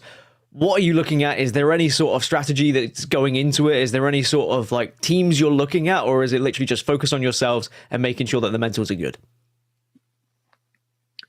Yeah, we're going to focus on ourselves. Obviously, there's always the possibility that people are going to target us or contest us, but we'll be prepared either way.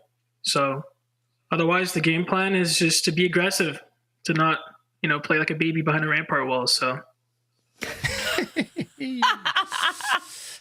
Shots fired. All right, well, Raven, we have you here, so we're going to be putting your big brain to the test. All right, we're going to be showing you the final circle from our last match, and I want you to walk us through the good and the bad that some of these teams did that you can catch when we go through everything and how it played out in those final moments. Are you up for that? Sure. I'll do a little play-by-play. Why not? All right, let's get into it. Tell us what you are seeing here. So I actually can't. 1 second. I gotta move my mini map. It's a top 3 situation. Usually, when you're in a top 3 situation, you don't want to be the first team to have to fight. But if you can get a pinch off, that's ideal, right? And it looks like that Glitch Energy does have all the high ground here. If you look to their east, their position is elevated relative to everything to their east. So as long as they pinch all of those teams, force them into low ground to each other, the game is pretty much set. And yeah, it looks like they managed to do that. They push forward and clean it up, and yeah, done deal. It really has been a day of patience for a lot of these teams, and you could see what happened with Glitch Energy here. Obviously able to close things out. 17 points, not too shabby, but this is a massive surprise for me. SES 13 kills? I don't even think I realized it was 13 kills. Yeah, looks like they had a great game. I mean, this is a performance that we were talking about they would have absolutely needed here, Gaskin, because this is something that could save them when it comes to getting some points on the board. Yeah, I think there's a lot of teams that are desperate for points right now, and if you can put yourself in a situation where you are getting the victories, then at least you are going to be impressing those around you and maybe scaring those around you as well. It is a massive dogfight in around the top 20 at the moment. 4 or 5 teams that really need points. You can see SES and the damage that they were able to put down in match number 3 as well. I mean, over 2,000 for 2 of the players. That's always a sign of a good game. I mean, we need more of this if that's the performance that SCS is capable of. As we take a look at the second page here, I mean, we saw that DZ did go out early in this match, and that was at the hands of LG, which is huge for LG on. So they've had a really solid performance here so far. Yeah, LG were on the outside looking in. They weren't in one of those guaranteed qualification spots for the playoffs. So LG, who had, let's just say, a turbulent week last time that we saw them on our screens involving Optic Gaming, but that situation seems to have been sorted for sure, and everyone can play their game in the way that they would want to.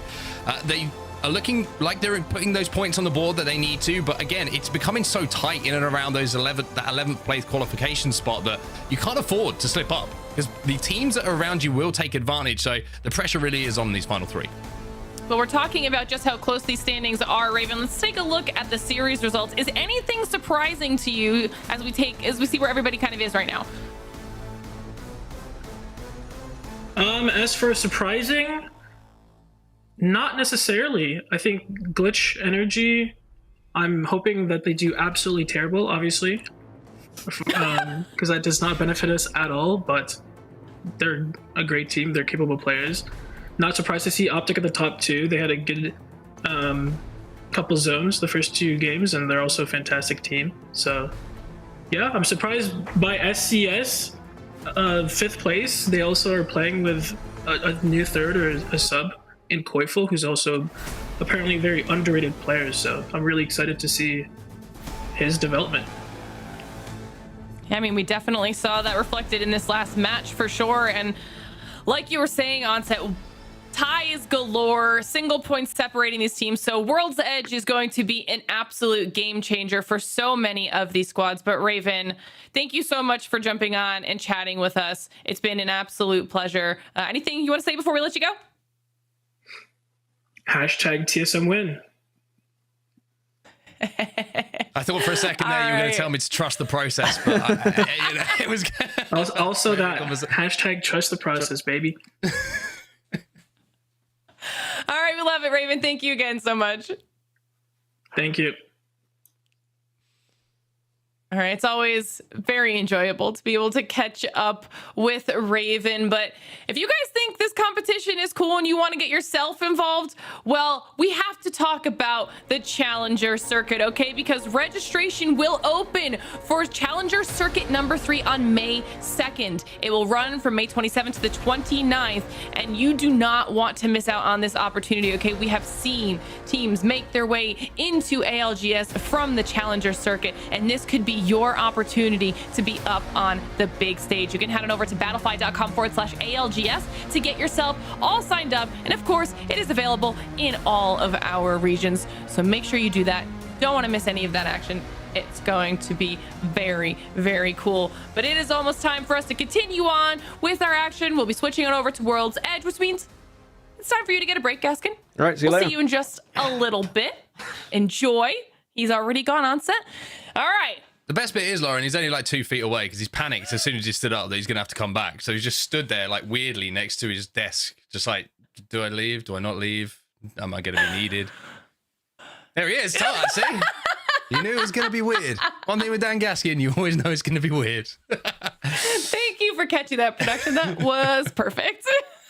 All right. Well, now that he's officially off on a break, we'll review the map schedule really quickly. Like we said, we just had our first 3 matches on the day, which means that is Storm Point now done and dusted. 3 different winners across the board, and we'll be switching things on over to World's Edge. This could definitely benefit a lot of the teams that we have in our lobby here today, so we'll have to see if that is going to change things up or if we'll continue to see a little bit of a resurgence of some of the squads that were middling a little bit or towards the bottom, starting to have some better performances. Yeah, I think there's a couple of teams who are going to be a little bit nervous going into World's Edge. The reason for that is it's not because they're not confident on the map. It's not because they haven't had the results. It's because of how the leaderboards look at the moment. And I think that if you are looking at those leaderboards overall, outside of the top 2, it is so close. I think there's about 3 or 4 teams on 23, 22, 21 points. So one game can completely change how the outlook is for maybe not even just today, but for the entire season in total. So you can't afford to have bad games. If you want to be inside whatever you're aiming for, top 11 for playoffs, top 20 for the regional finals, you can't afford to have a game now where you put 0 points on the board, 1 point on the board. You have to be involved in that end game. And I feel like we're going to have some really crazy end games because 20 teams need points at this point. Yeah, I think it's going to be a really exciting way to close out the regular season. World's Edge, the final 3 matches of the day are about to get underway. Our teams are in the dropship. Things are starting. So let's get into match number 4. All right, who you got your eyes on here, Lauren? We've seen the leaderboards. We've seen who's up top. Who do you think is going to have a banger of a first game here on World's Edge? You know, we were just talking about them a little bit with their ability to do a pretty decent job when they were dealt a bad hand, and I'd really like to see NRG have a strong performance on first game out the gate for World's Edge. I'm just looking, by the way. Pods, they're having a little bit of an engagement at the moment, and I think it's AJC who they're going to be taking on, and this is going on over at Countdown. So the Tripods, who have kind of struggled to find a home, you would say, consistently on World's Edge, maybe this is what their call is going to be. We want to take on AJC. We want to fight for Countdown now that we know it's going to be maybe a fight that we favor ourselves in, and they get that first knock. So Tripods are going to pick up a KP. Goat's going to go down for now, and it looks like Tripods are going to get some loot to play with. I mean, not too shabby. AJC surviving. Even if with only 2, it's better than going out super early, and that will give a little bit of momentum to Tripods as well. Obviously, the winners of our first match of the day over on Storm Point. So they would definitely like to see some more action like that, as they are one of the squads who is outside of that top 20 bubble and looking for a way in, as we're now able to see where this zone is going to go, heavily favoring CLG, which is a team that could definitely use that.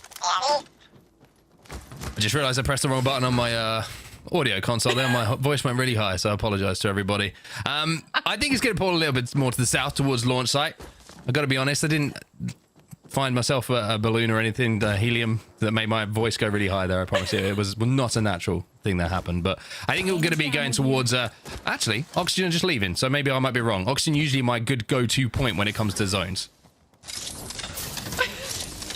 I can do it again for you, Lauren, if you're still laughing. Yeah, Lauren's in trouble. Okay. You want me to carry on? You good? I'm Sorry, good. everyone. Everything's hey, fine. Look, we like to keep it exciting here on the Apex Legends Global Series. You never know what octave I'm going to be in.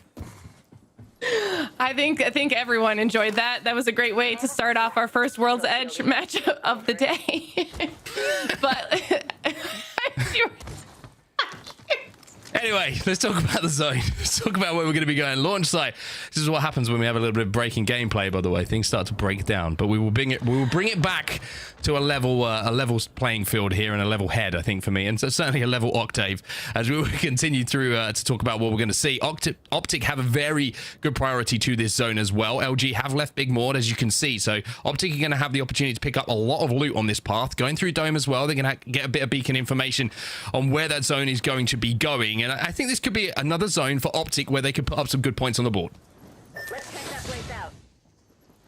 opportunities galore here as we're watching how many teams have already made their way on in, trying to nail down priority position here. And this is going to be important for everyone that is finding themselves even outside the top 10 now. I feel like we've been focusing obviously on regional finals, but there are so many teams that are also within striking distance of top 10, and we need to remember that there is one more additional spot available to NA than there is to EMEA. So that means one more opportunity for these teams to not only make it through to regional finals, but it's about the playoffs at that point. And if there is a team that can do something here and get themselves in a solid spot, I am really focusing on CLG. I think at this point they were right on the cusp of being somewhere safe when it came to even just the top 20 bubble. They need to continue pushing their way in, but we saw how close all of these standings were, and there's a real possibility for CLG to do something big with that. Yeah, as you know, as high as my voice went, this is a really serious game for these teams. There's only 3 games remaining, and you'd be surprised how quickly they'll disappear in front of you as well, especially here on World's Edge, where everyone is so tried and tested on their rotations, how they want to play, what spots are going to be their priority positions to play, and more importantly, how they interact with other teams on their rotation, what teams they can expect to see challenging them for certain spots. And Dark Zero, they have made their rotate. They're going to be inside of the Vault Tunnel here, just outside of where they believe the zone is going to go, and it's a quick rotation. You can see Zero leaving with the white armor. He's only got 58 damage needed to get that up to a blue, but usually when you're leaving with white armors, it gives you a good indication that a team wants to get a priority spot for that end game. And I think with the way that these lobbies are going to be playing out, a quick rotate, if you have that opportunity, is a much smarter way to play. It's a much lower risk percentage, as we are going to see some stacked end games here with everyone just desperate to get points on the board. Checking in with Luminosity, a team that was definitely within striking distance of that top 10 bubble that we're talking about. You can see Jaguares up there, as well as one of our kill leaders, tied with Skittle Cakes right now at 7. LG, we already mentioned them before, as well, having a very strong performance here so far. Third place heading into World's Edge. And this is what they needed. We have seen so many dominant performances out of LG before that we knew they had the ability to do so, that now it's nice that we're kind of seeing them have a little bit of bounce back. Well, Team Inters haven't really done too much in the lobby so far today, and this is going to be a difficult zone for them to approach. If you're looking at their position at the moment with the zone closing behind them as well, you've got a long way to go down to the southern side of World's Edge. So it might be a little bit of a long craft for them. It might be a case of just kind of trying to pick up some information to help that macro towards the end game on where teams are going to be located, trying to find a few beacons, a few map room scans on their rotate. There is going to be a beacon available over at Geyser that they could play for. There's also one Overlook where they're heading to at the moment. Also a map room scan available for them. Furia is going to be making their way down towards No Name. And in front of them is going to be LG. And I'm not going to lie, Lauren, I kind of want to see an LG versus Furia fight go down because I just feel like these two teams are so fun to watch in those 3v3 engagements.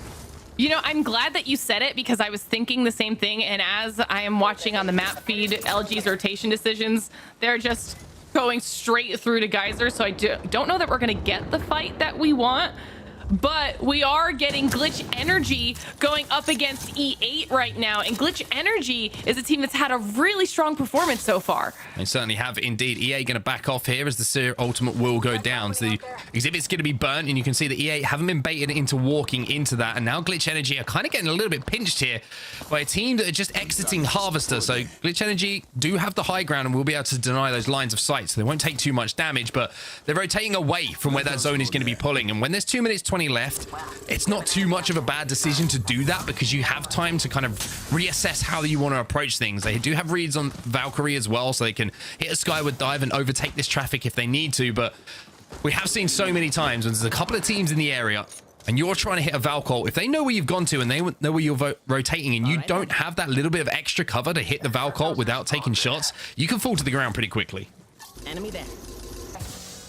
And if I'm not mistaken, one of the teams in the vicinity of GE is also SCS, who we just saw have an insane performance on the last Storm Point map, and also heard Raven saying that Koifel's a very underrated player right now. So we'll have to see if SCS is able to repeat that performance because they are one of those teams that needed to at least get into that top 20 bubble. E8 now finding themselves up against Tripods, or at least in the general vicinity, but nobody really wants to push this. Yeah, nobody really wants to push this, but the problem is that someone has to leave into some of the traffic that's going to be ahead of them in zone. So you can see that the white meds are starting to get popped by both teams.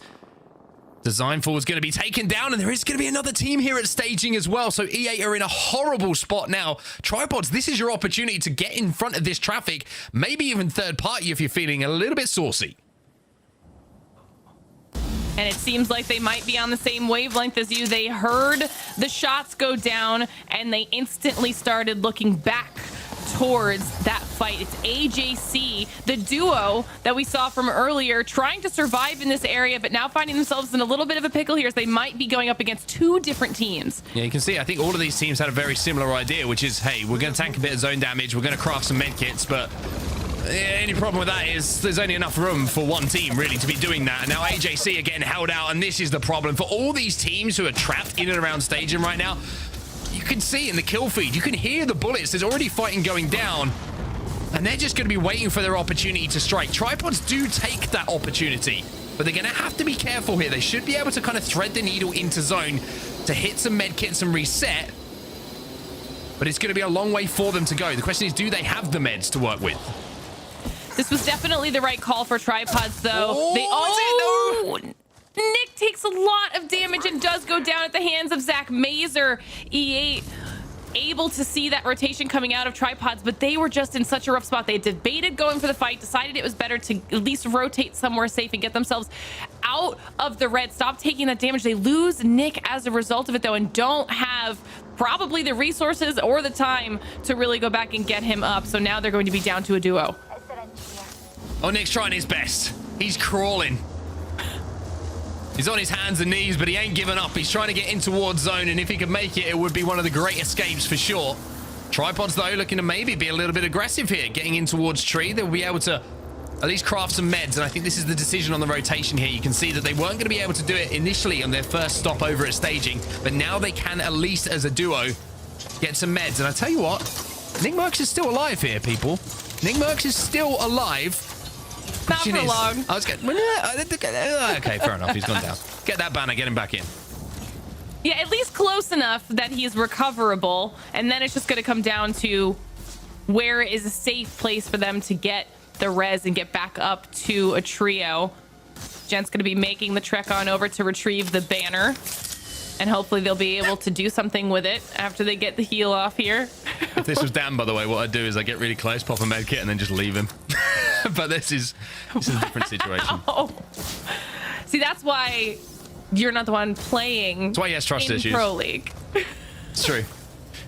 They do get the respawn in over at Tree. So Jen picking up the banner. Indeed, standing on that respawn beacon means Nick will be able to compete in this game.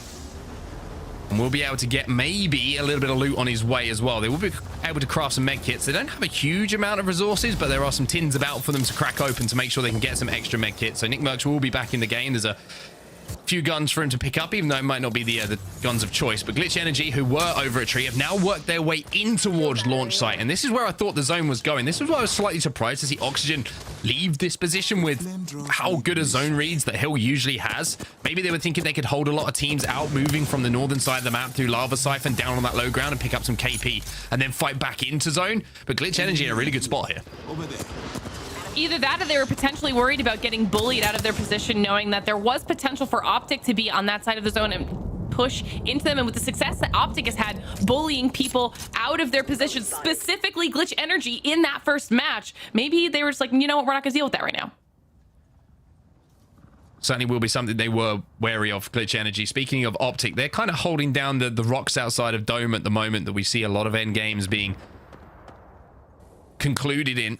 But for now, it's kind of a little bit of a poke battle between Optic and Dark Zero. Dark Zero have to leave. So do Optic, though. It's about who's going to move first. And the team that's holding both of them out is 100 Thieves in combination with Oxygen. So a very tough rotate for Dark Zero and Optic Gaming to have to make here. Two teams who have performed so well so far today. Dropping Gaming, trying to play this one nice and slow. And Furia, who we saw last time on our screens over at No Name, well, they thought they went into a pretty good spot here.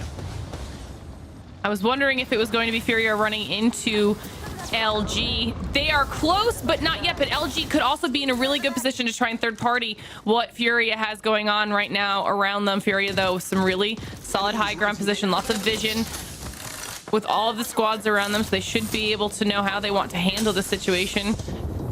Backing off and popping some cells as they get a little bit of a reset here, but the Nemesis could put in some serious work. Looks like they're going to be able to rotate to the trucks. So two teams fighting in front of them. This is really, really smart play here from Furious. Seeing those teams engaging, seeing those two teams fighting. It's our chance to move without being really on the radar of either of those teams. And while they're fighting, we're going to take to the sky. So Furia, who have had two Valcolts that have not been successful so far today, maybe it's third time lucky for them. Can they land somewhere safe? They're taking damage through the skies. There's a bow check raining down on them. Pandas is almost taken down once more. But they do find... No, we just hit the wall. Is that going to allow it? Maybe just get away, Pandas. Be careful. Clench. The Q's going to come in from the seer, which is going to force him to take another few seconds to reset. But reset Furious should just about be able to do. Oh, those rampart walls also coming in super clutch as the tripods are looking down in that direction right now. We see DZ struggling in the kill feed as well as they get eliminated. I think there were quite a few teams that played a hand in that, both LG and OXG taking down Dark Zero. Tripods now trying to see if they can potentially push in and take this fight. This could be a solid opportunity for them to at least get their shields evoed up just a bit here, as they aren't really pressed to push. And Tripod showing how important it is to get a player back into the game. Nick Mercs has only got a 2 times on a triple take. That's all he could find, but he's put in some work with it as well. Really trying to bully Furia here. Jen's just having to back up here and play the anchor position. Furia survived for now, though, and here's Watson has said, you know what, I've had enough of this. I'm going to try and get aggressive. I'm going to try and put the pressure back onto Tripods because we need to clear this side of the map.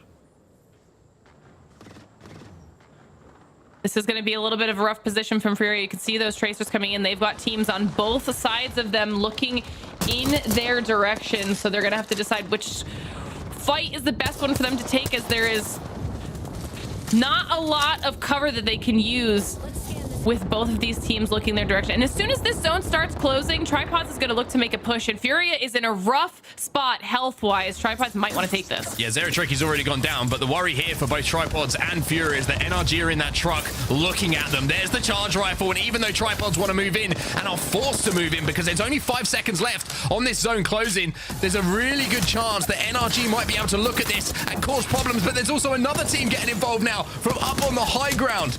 Inside of Siphon, Tripods, Nick Merckx left on his own, has to be the hero here for his squad. Went from being the first one knocked, brought back with no loot, to now being the only option Tripods has to try and get some more points on the board, whether that's KP or if he can rat out for maybe some placement points here. But definitely not a lot of cover to work with. At least we'll be able to have some loot at his disposal now with all of these death boxes.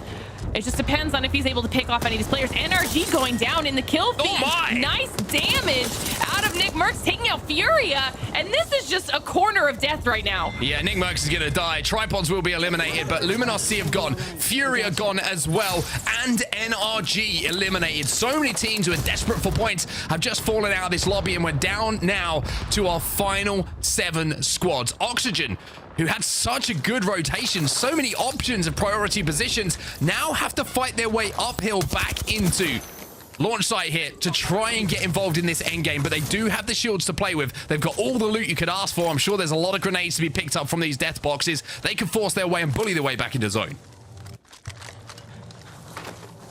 OSG have a solid spot right now, but I'm looking at wherever the rest of these teams are. I mean, you've got Glitch Energy in a fantastic spot. Optic looking like they are just waiting for the right moment to start bullying people out away from them. And 100 Thieves could potentially stand in the way of Glitch Energy, although right here in this corner for now, they can actually coexist quite peacefully for a little bit more time. 100 Thieves involved in this endgame. Optic Gaming also involved in this endgame. RE45 could be the difference maker here, though. We know how shields can just get shattered by those rounds coming out of the care package weapon. And Scurry's got a lot of responsibility here for 100 Thieves. They do have that zone, and other teams are going to be closing in around them. Can 100 Thieves hold their ground, though? Can they deal out enough damage for the teams to take each other out and pick up that championship win that they need? Got a little bit of a standoff here. You see Vayne spreading out, trying to see what angles or information or damage he can do. Able to actually just peek through the stairs and just one by one pick off these players. That is an insane angle. Yeah, Vayne's played a lot of World's Edge. That's all I'm going to say. These players have played a lot of World's Edge. Any angle that is available, they're going to know about it. Drug Free will be eliminated. So now we're down to our final 5. Our first game on World's Edge, our 4th game of the day, and lots of vital points on the line for these teams. Oxygen did fight their way back in. That was the team who Valcoed up into the sky and can now play the low ground. If they can survive and if they can hold off the pressure coming in from Glitch Energy, maybe they can come up late and steal this game away. And that means Optic Gaming will find themselves going up against Rise inside the corner of this building right now. You can see the wall providing a little bit of space for these teams as they try to at least get a reset here for Optic Gaming. And this could be a rough push up for Rise to see the shield advantage that Optic does have.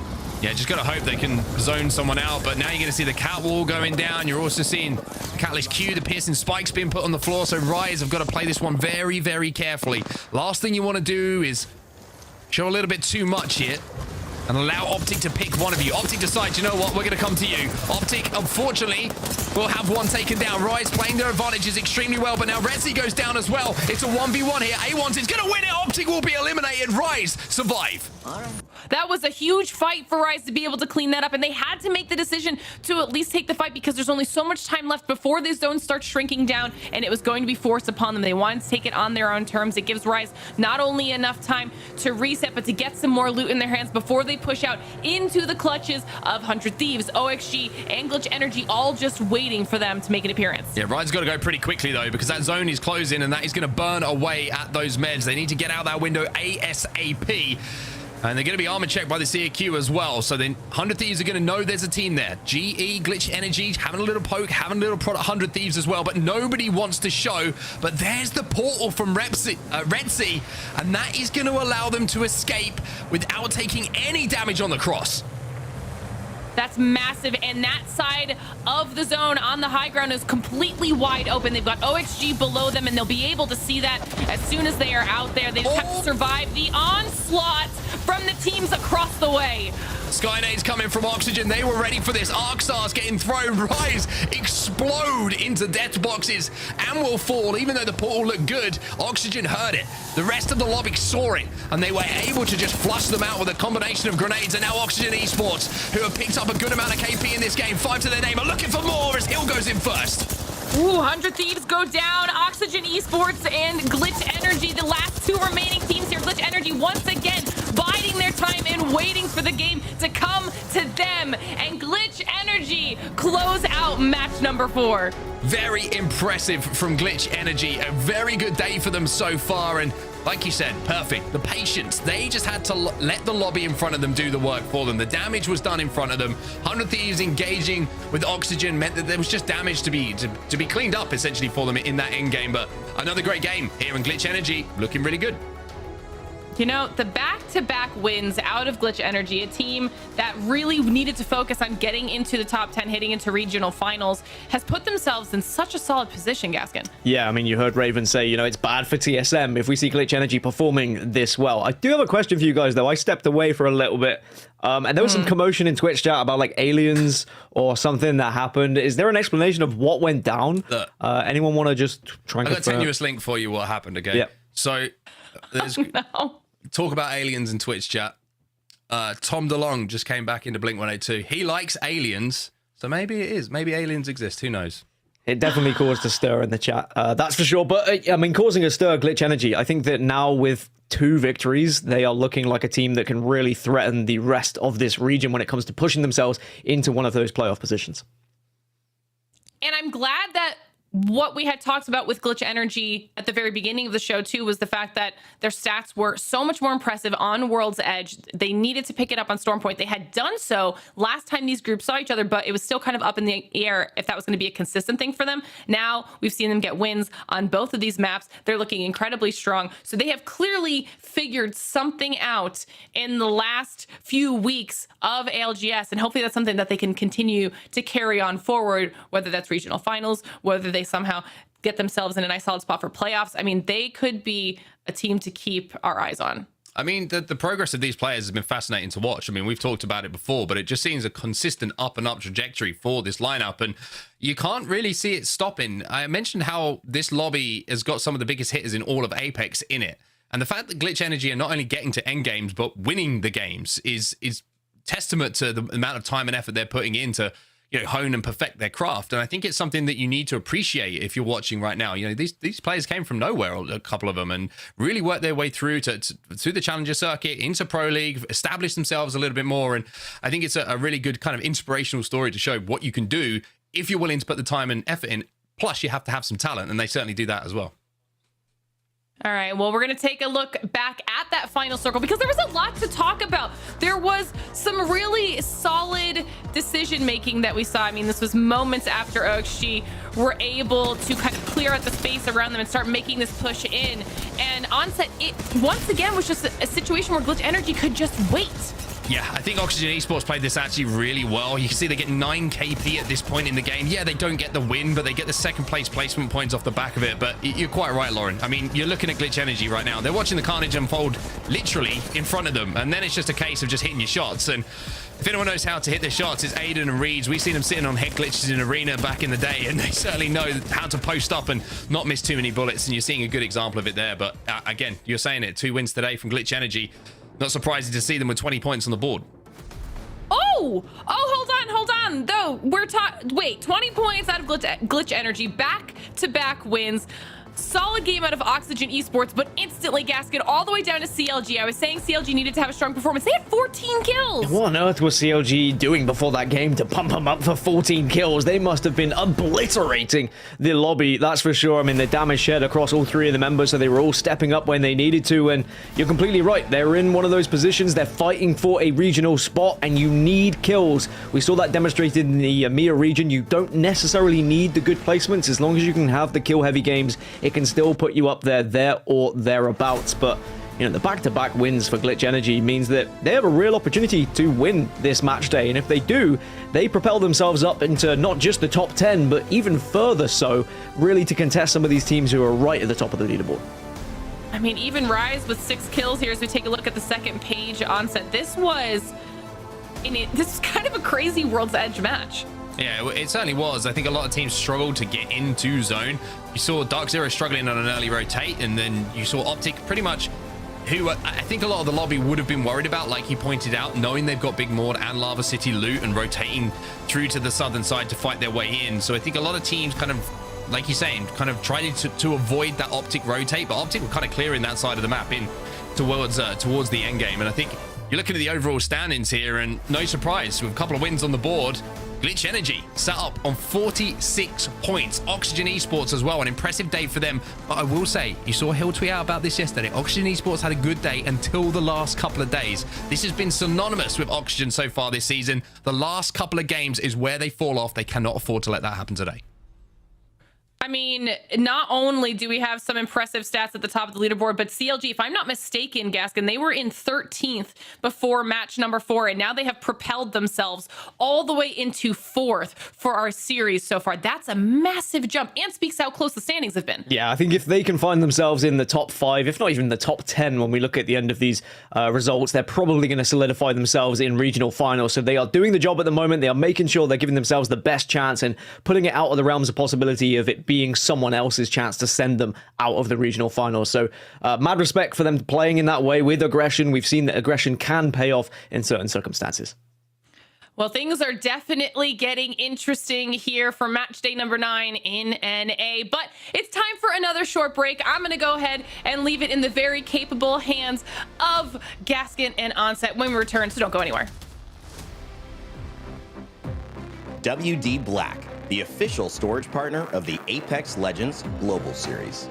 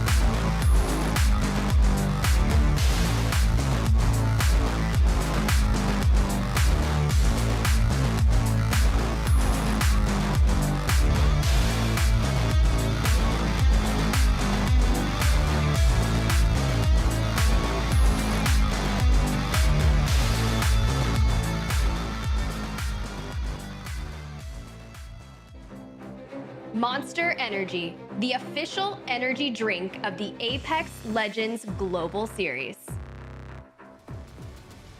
Welcome back, everybody, to the LGS Pro League. North America certainly throwing up some surprises today and keeping us very interested with just 2 games to go now. Glitch Energy with back-to-back wins, down 1 on Store Point, 1 on World's Edge, and who's to say they ain't going to take the whole thing today? I mean, if they carry on playing like that, if they find themselves in the final circles being that last team to enter the engagement, there's no reason why they can't make it, you know, back to back to back, and as you say, take the entire match day, which would send them so far up the leaderboard. They would even overtake the likes of FaZe, for example, if they they were to win this match day. That's how high they would sail through the leaderboards as well. But there is still 2 matches to play, which means there are a lot of points to still play for, especially when you look at the teams that are in this lobby and the amount of points teams can gain in lobbies like this as well. Some of the mammoth point games we've seen previously from teams like this. So it's definitely not done and dusted for Glitch Energy, but they're putting themselves in a really good spot.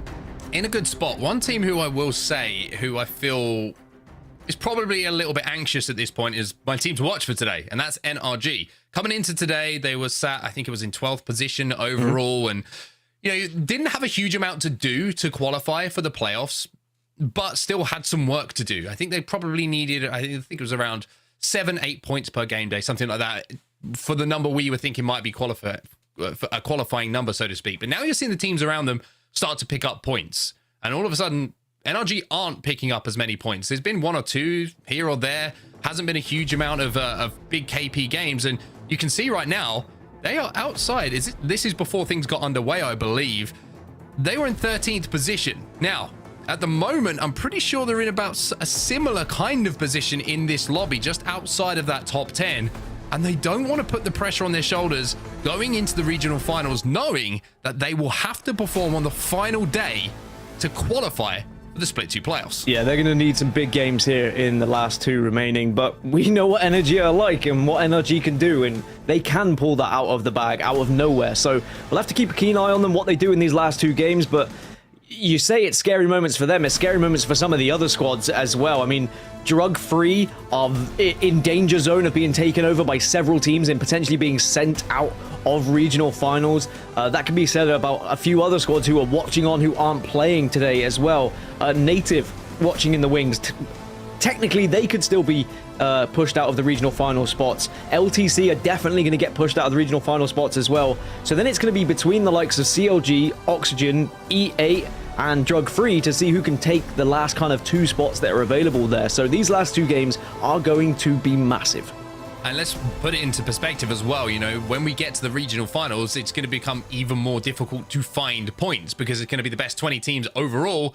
They're going to be fighting in that lobby. There's going to be none of the weaker teams that we might see have been struggling to pick up points throughout the season. So you don't want to leave it to the last real opportunity where you're saying, okay, we need 12 points, because 12 points on a regular match day is a different proposition to 12 points in a hot lobby that we're going to have in the regional finals. Yeah, and we can talk about match point, meaning that teams who are outside of the top 10 still have that chance to get to LAN, but with how the games have gone, how the match days have gone, we've seen consistent winners. We've seen the Giants be the Giants, and it wouldn't surprise me if when match point comes into the equation, we see them do exactly the same thing. So it really does mean you have to put yourself in the best position going into that regional final so you can give yourself a chance just via points. You don't want to have to rely on winning that match day.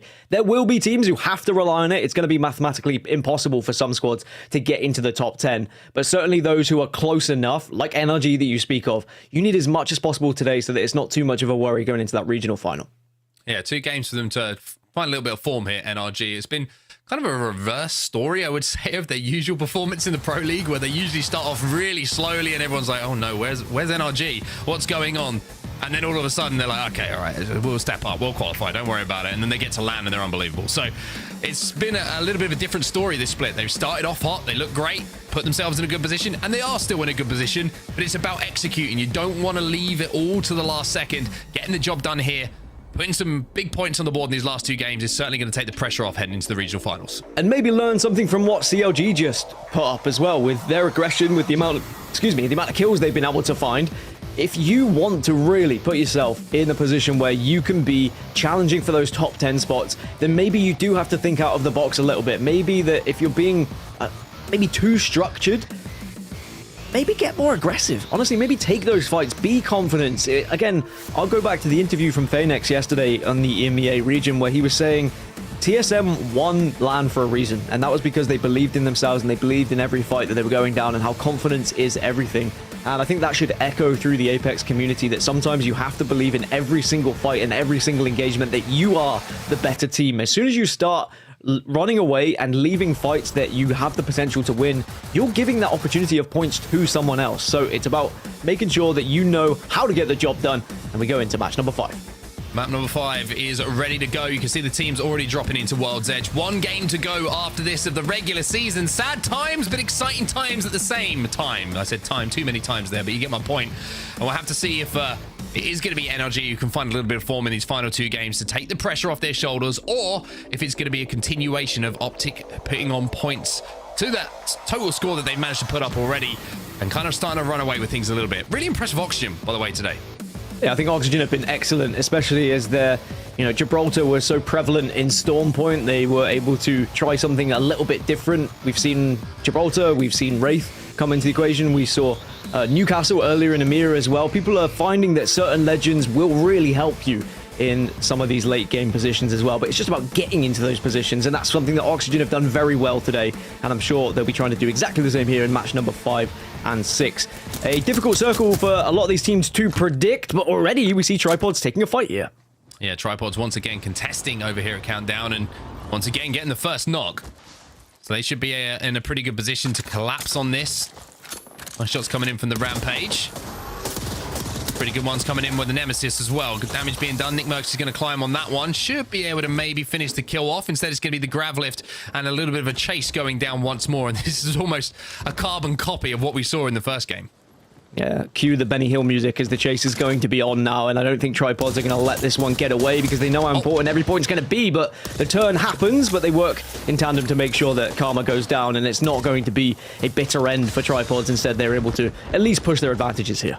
Yeah, a little bit of a scary moment there, just for a few seconds, but Tripods will be able to just slow things down and reset. But I tell you what, AJC are giving this everything. A purple shield could be a difference maker here. You hit a couple of big wingman shots, this could turn on its head completely, but one thing you got to do is hit those shots, and unfortunately, for Doodles, that's going to be the end of the game. AJC eliminated. Tripods win the contest once more. I mean, actually, a really big fight in the grand scheme of things, because AJC were one of the teams outside of the top 20 that had an opportunity to push themselves in. They were closer than Tripods when it comes to those points totals, and even though we've got 2 matches left, and Tripods, they've slowed down a little bit since match number 1 when they got that victory, they're still within touching distance. And as I said, if they were to win this match day, it's still possible. But here comes NRG to maybe try and clean up the pieces. A very weak Tripods running away with their tail between their legs. Yeah, trying to run here. You can see the Gents only got around 40 HP overall. Armor already been cracked. But NRG, if they're going to push this, and they want to push this, they need to be quick on it, because they can't allow them to reset. If they get a battery off here, then the purple shield is going to come back up. But the problem is Tripods chasing down those kills and getting those KP on the board. They're not going to have a huge amount of loot to play with. And you can see that Deeds has been taken down. Charge rifle longbow combination. Sweet only needs 40 damage. And if you're going to level up some Evo shields, if you're running double sniper, it's going to be a pretty good time. I don't know if NRG are close enough to take advantage of it, but as I say that, it's the high ground that Sweet takes to try and get the kill. But finally manages to get around the shipping containers, and they might be able to get their res here and stay alive with Tripods. Other teams starting to move in, though, so NRG have got to give up on this one and turn their attention elsewhere. It's actually going to be Dark Zero who are moving into Landslide as well. Dark Veil goes down. They're going to want to play that tunnel. Oxygen also making a big rotation as well from the other side of things in towards Landslide as well. So our quick rotating teams already made a quick rotation. Who would have thought it? Yeah, so many people moving quickly, as unfortunately Deeds does eventually go down, so it's not going to be Tripods being able to put themselves back on the map and give themselves a real chance as a 3 just yet, but maybe a banner can be grabbed. As you mentioned, Landslide is where a lot of teams are focusing on at the moment, Dark Zero and NRG, and other teams are starting to join it here, so people are starting to think this is where the circle's going to be going, and maybe if you can hold one of these RVs here for a long time, might be able to get into the latter stages of the game. But with a composition like this, it's not the easiest place to hold for NRG. Yeah, I have to agree with you there. The Catalyst can certainly reinforce the doors, but apart from that, you're not going to have really any protection from grenades. If a team tries to nade you out of these trucks, it's such a difficult spot to deal with. But Landslide in general is a POI. If we do see the zone pulling here, where it looks like teams are expecting it to, there's really not too many playable spots. Sweet's going to have a lot of responsibility up on that high ground to work with his teammates and kind of give them cover fire to stop teams pushing them, but he's had to retreat. You have to wonder if maybe it's a med situation where he needs to go and pick up some things, or if he just wants to play a little bit closer to his teammates. Yeah, I think a lot of teams as well that are moving in now are going to start to match each other in some of these choke points and have to take a fight in the early stages, or if they have the Valkyrie, they can maybe go over the top of them. But there are potential fights that could happen on the western side as the likes of Glitch Energy are moving their way in from Lava Fissure, for example. Exet are going to be moving in from Skyhook and could run into the tripods that are now not tripods. There's only 2 of them, and that could mean there are fights that could happen in this next zone. What's a 2-legged tripod? It's just a human being at that point, isn't it? Just 2 legs. A duopod. Just a pod. There's a singular. Anyway, CLG picked up a huge amount of kills in that last game. And picking up some more here. The Dark Veil goes down to try and allow the team to reset and escape, but Nano is chasing this one down. And I think if you're running momentum, like CLG are after that last game, with the way they approach things, the aggressiveness that they played with, and the huge amount of KP that came off the back of it, it's no surprise to see them trying to continue with this run of form that they found themselves on. Yeah, be aggressive and just play your advantages and continue what you were doing in the previous game. Run at people. You've got the composition to do it. A similar composition to what we saw was successful earlier in EMEA, and CLG trying to make sure they solidify their spot in those regional final places. My goodness, Nano isn't missing too many shots with that Nemesis at the moment, and it's such a horrible weapon to get shot by, because you're like, okay, I'm getting shot. Okay, I'm getting shot even more. And an increasing rate. It just shreds away. Once your shields get broken, the fact that the rate of fire just is going up and up until it's maxed out, your health can just be ripped away from you before you know it. CLG probably have to stop this chase though, and I think they will. There's no point going too far into the danger zone, otherwise you end up being greeted by a potential another team on the other side of things. Instead, they can just hold Harvester for now and reassess exactly how and where they want to progress. And it's always good having a crafter available to them. They can get all of the utility they may want. And of course, pop that smoke just to give you a little bit of a hidey hole. Here's Trident. They are back. Tripod are back as a full 3. So they're not going to be that duopod, the bipod, whatever pod it's going to be as a 2. Bipod. That's much better. I will say, I did not come up with bipod. It was someone in the back stage that, you know, had a little whisper in my ear. So credit for that.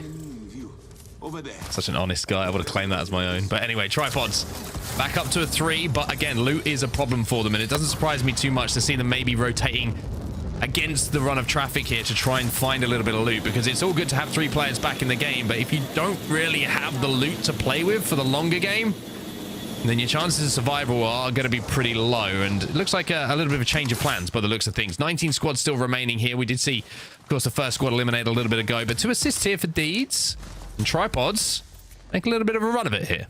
I think the trouble is, if you're coming from the eastern side here, you have to go through a choke that is already taken by a team.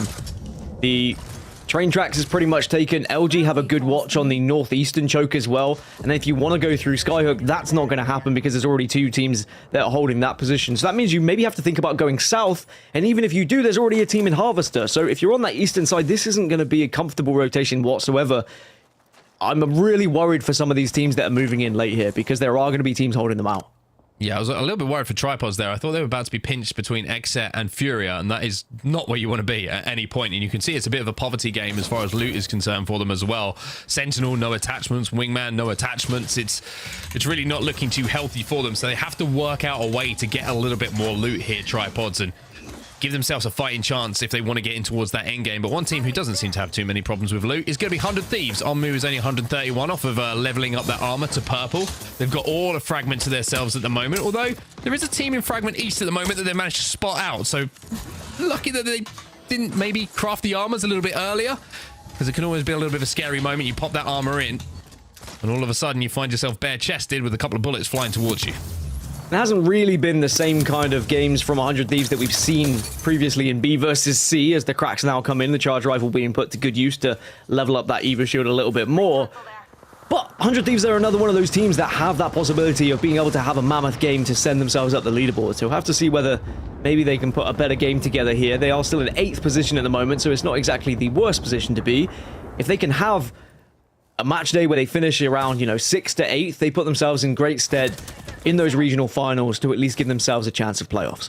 Ooh, I was about to say, we're going to see Furia versus Exep, as Zeratricky is not involved in the game. He's already been finished off, so Team Inters now, they're having a fight on the outside of Fragment East at the moment. 18 squads remaining. Flash damage is going to be enough for Flindar to get that first knock. Dark Veil goes down. Team Inters have the advantage. Yeah, they have the advantage for now. Can they actually take advantage of it though, because the smokes are down, which makes things a little bit more awkward, and there are other teams that are in the area that certainly will want to join in on all this commotion that's happening down below them, and Inters just need to be aware of that. Just need to make sure they've got a building they can go back to and retreat to call home if things get a little bit dicey, and it looks like they already will be backing off from this one because they've got what they went for. They got the KP. Yeah, CLG, though. CLG are in trouble. It looks like Mamba might have gone down, and he has indeed. So CLG, who are desperate to find some KP to continue that adrenaline-filled run that they went on in that last game, now have to play this one out as a 2, as 100 Thieves were in the area, but Mamba hasn't been finished. I got your back. And Mamba comes down from the heavens for once, and he's going to be rezzed here by Nano. Well, this is what I was saying, though, about the eastern side. There are 5 teams that are now moving in with this circle, and not only are going to have to worry about each other, but also worry about those teams that are already holding the choke. 100 Thieves and Fury are probably going to clash, and then after that happens, the likes of CLG are going to be running into things as well. So all these teams are just going to have to fight their way out, hope they can pick up some KP. Surviving is unlikely at this point unless you have some sort of miracle work. 100 Thieves looking to pick up the pieces of these teams leaving. It's a really good spot to hold towards this endgame. We're going to see where that zone pulls as well. I'm sure that all the players are waiting with bated breath. And yes, you do see that zone pull coming in. It is pulling over towards the tracks. And who is right bang in the middle of that? It's going to be Rise, who have been involved in some endgames so far today. The last game we saw them trying to portal in, trying to be a part of that final fight. They got taken down by a lot of sky nades and grenades being thrown at them from numerous teams. But this time, they're in a really good spot and have a chance to win this game. Yeah, and considering where Rise were before the day, you know, they were in the bottom 2, so it was a kind of do-or-die day for them. It looked very unlikely. Even if they were to win today, I don't think they would have what it takes to get into the top 20, but sometimes it's good to go out with a bang, try and avoid relegation as well. So we'll have to see whether Rise can have a game from the position that they find themselves in. But 100 Thieves were able to hold out the squads that were pushing up on them, but now they realize that this is not the place to be, and they're going to make sure they try and relocate, find something a little bit more comfortable. Yeah, really good Valcol. Unfortunately, though, Vaxlon gets eliminated and deleted from the skies. Luckily, it wasn't the Valkyrie, which means that the last 2 players can kind of continue on their way forward, but now they're just getting shredded, and that was a Sentinel shot coming in from Niels or from Luminosity Gaming. 100 Thieves will be able to reset. They found the truck to play as well. He stayed in the sky with dive as well, so he was able to guide Vaxlon along at least long enough where the body is nearby and they can grab the banner here. But 100 Thieves, their position is now going to be known. There's going to be eyes on them. Oxygen were able to see where they were going. Glitch Energy also saw where they were going, as meanwhile, in the middle of nowhere, Noxious are just desperately trying to stay alive. 2 syringes. Is there a medkit? This might be one of the most difficult POVs to watch, unless there's going to be a magical medkit waiting somewhere for someone to pick up. Is it going to happen though, Dan? What do you reckon? I'm waiting. Where's your money? With bated breath. Is he going to make it to zone? I think he might just about make it to zone here. I think he just makes it here, and this is going to be either the best moment or the worst moment of ever. Yeah, it was close. It wasn't even close at the end. You've got 10 seconds to make it to next. It was easy. Yeah, I think Noxious at this point, they were so deep in the zone that they knew that it's just a matter of trying to delay the inevitable as long as possible to maybe pick up an extra placement point, but even that looks unlikely now. Exit. Looks like they've got another team in the area right now and have to be careful. Exhibit's going to be down, so at least they've got the info and they can keep the team at bay. But as soon as that exhibit disappears, that's when a team maybe will push. And it's Furia. They've got Zero Tricky back into this game. So now, XF versus Furia Part 2. Furia strikes back. It's about to start off here. XF have to move. They aren't going to be safe where they are right now, which is why they're trying to force the fight and why Furia are trying desperately to hold, but the nades are going to come in. And all of a sudden, Furia are on the back foot. Like the Furia strikes back. His Watson definitely a Sith Lord as well.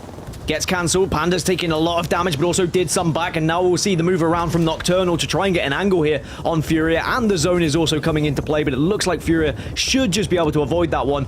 But it does mean they are forced into a corner. Is there an ultimate available? There is. Do they even go for it? Can they even go for it? They were kind of looking up above and saying, is there room here? But look what just happened. Exet, I thought they forced their way past this fight. Well, X have just been eliminated, so Furia are now going to have information there's a team around this corner in zone, and they might be able to pounce on them.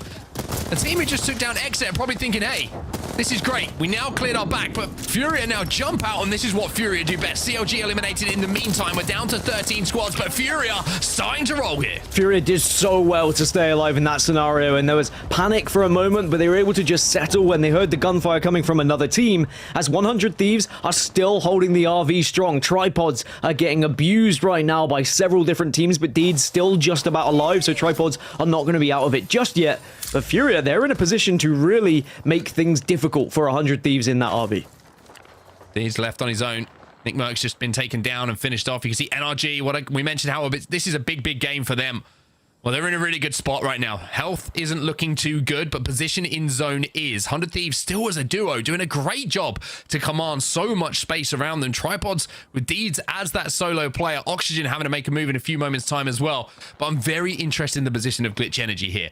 3 wins in a row would be absolutely monumental for them, but Furia have got their eyes on them, and Furia have to leave this choke at some point soon. Yeah, not only would 3 wins in a row put them within the conversation of teams to get to playoffs, but also starts to make everyone else's head turn a little bit and saying, okay, well, maybe Glitch Energy are a real genuine threat that we have to be worried about, and maybe that research that's being put into some of the other big teams has to now be focused on Glitch Energy as well, because I know that there will be some coaches who research every single team, and I'm sure that they put all the work in, but I also know there will be some coaches who say, we're not really worried about this team. They're not on our rotation. They're not near our POI, but maybe you do need to start worrying about a team like Glitch Energy who have put together some incredible performances today. I mentioned how the IGLs are going to have to earn their money today in these endgame situations. The macro needs to be on point. The calls need to be followed. As I believe we might have just seen Optic Gaming being eliminated. Excuse me, Optic's still alive for now. Glitch Energy, though, well, the opportunity here to go back to back to back. We're going to jump into a listening now with this squad and see if they can make it happen. Crouch. Careful, they can get above us, like right here. Crouch. I'm crouching. They're on my red. They're right above us. Yep. You guys have nades? I have 1 arc. I have an arc and a frag. I'm backing up. No, just chill. Save our nades. They're dying. They're dying. It's fine. Okay. I don't think we can clear it though. I'm gonna nade it though. It's fine. They're gonna die passively. We need to focus east. We need to keep focusing east. Like I said earlier. Just keep focusing east. Get on the truck. It's full safe on me, by the way. Full safe right here. Okay. Come in. Yeah, I think we just chill. I don't. Turn around, look down if you need to block your head. Okay. I don't think we need to. They're not shooting at me. They're dying still above us. Might slide down. Any ult cells? No. No. I think I get wall though. Is one still knocked? Yeah. I have an arc if they go to res, okay? Yeah. Just chill. Listen, we're gonna be jumping into low ground ahead of us, okay? And walling off the right? Yeah, we're gonna have to wall right. And then we play all that little cover. Dodge nade, come up to me. Over here. Kind of full safe on me as well. Another full safe. We need to wall off the right team and then kill this team above us super quick and then go play the cover and stuff, I think. But we might want to just beeline it underneath to the hills. They're dying above. Stay right. He went open. 45 gold. 30 golden. Wall in 10%. Listen, we might want to just go hard left. There's like a lot of there's like a little blue band. But we might have to kill this team above us first. This is a solo. We can kill this guy, okay? It's 6 I have wall now. Just call me when you want to play this to wall. You need a wall now. Yeah, come down to me and wall.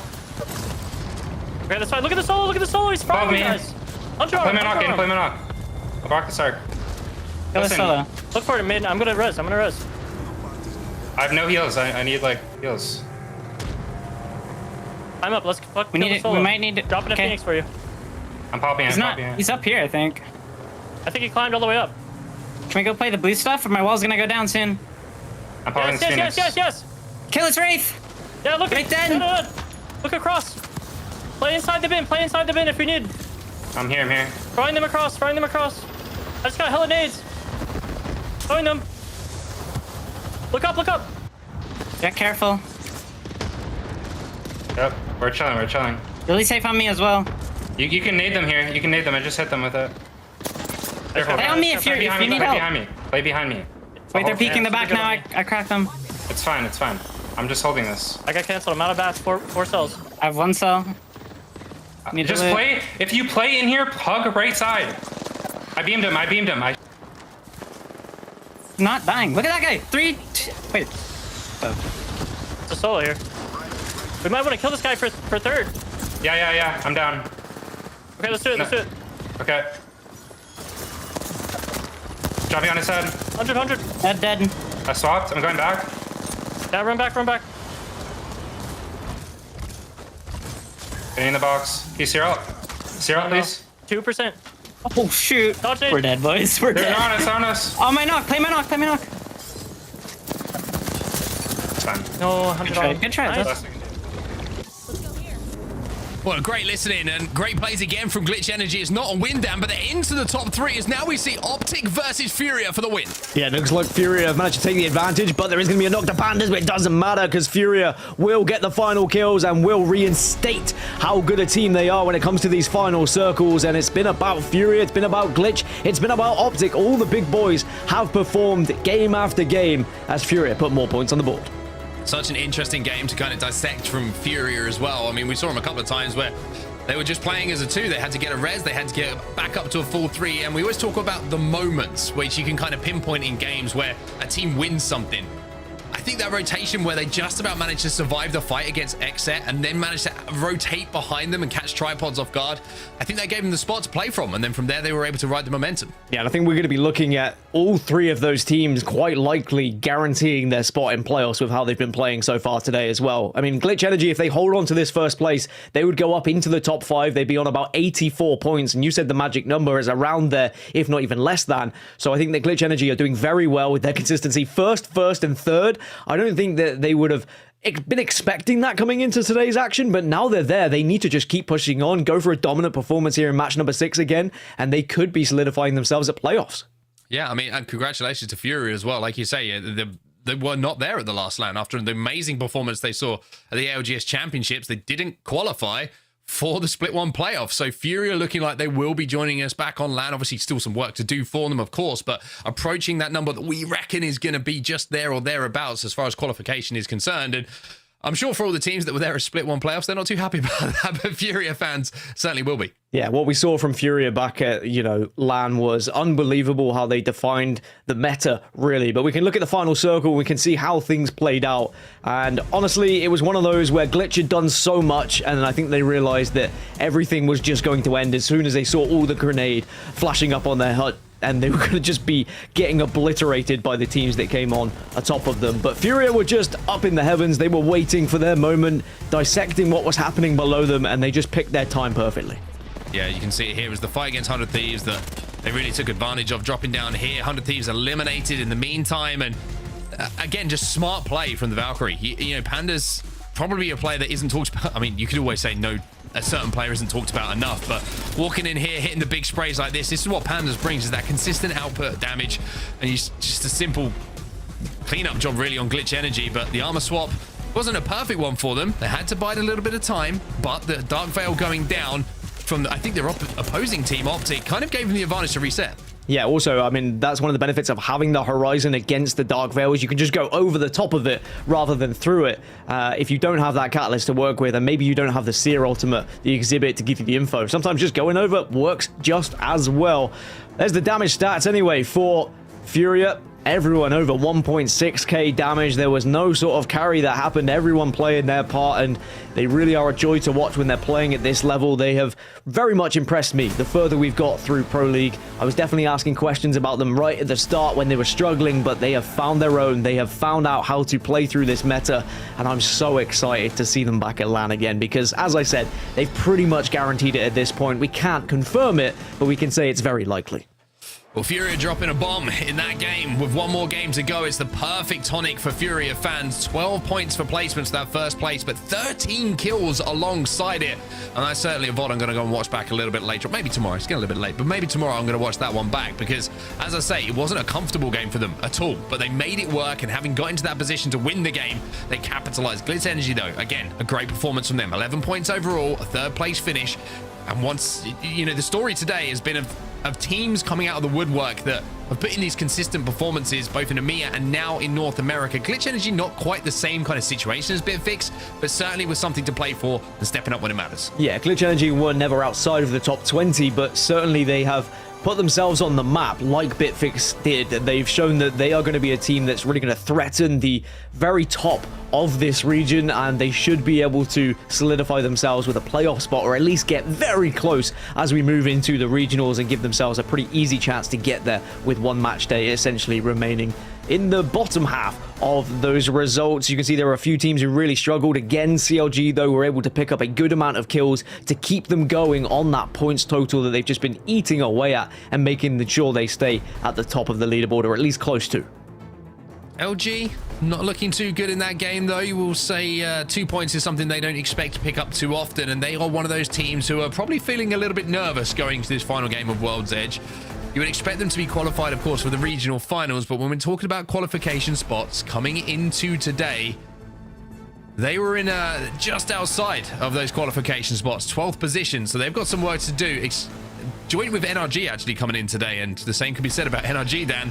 I tell you what, if you look at the overall standings here and you see LG and NRG right next to each other, knowing where they are in the overall standings, Game 6 could be massive here. Yeah, I mean, they still put, what, like 10 points on the board, so it's still enough to put them up close to that number that you were speaking of, close to that 82 or around there or thereabouts. I think the big thing for the likes of Luminosity and NRG is that teams are performing well around them, and there's not too many teams that are below them that are necessarily performing at an incredible rate. Aside from Glitch Energy, of course, Glitch Energy seem to be the outlier when it comes to that statement, but I think that LG and NRG will at least be happy that we've not seen one of the teams who are really low suddenly step up and show what they're made of. And because Luminosity and NRG are still within touching distance of, you know, a top 5 position, I think that they'll be fairly happy with how they've played today, but it's just not been a standout performance, has it really? And I think everyone wants to have that standout day, but sometimes when you look at the fact you've essentially got 2 match days with regional finals, you just need to make sure you are there or thereabouts. It doesn't have to be a big hitter, just not yet. We're going to have to find out what's going to happen in our final game. It's time for us to jump to a quick break, though. It gives you an opportunity to go and hydrate for a few moments. We've got our final game of the regular season about to kick off when we get back.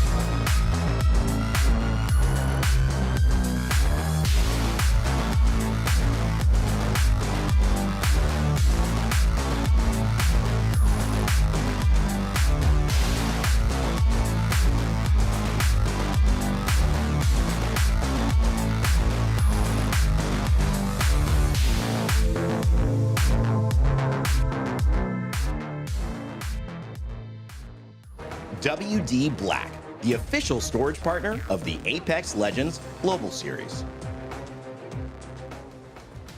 Welcome back, everybody. It's time for our final game of the regular season here in the North American Pro League for the Apex Legends Global Series.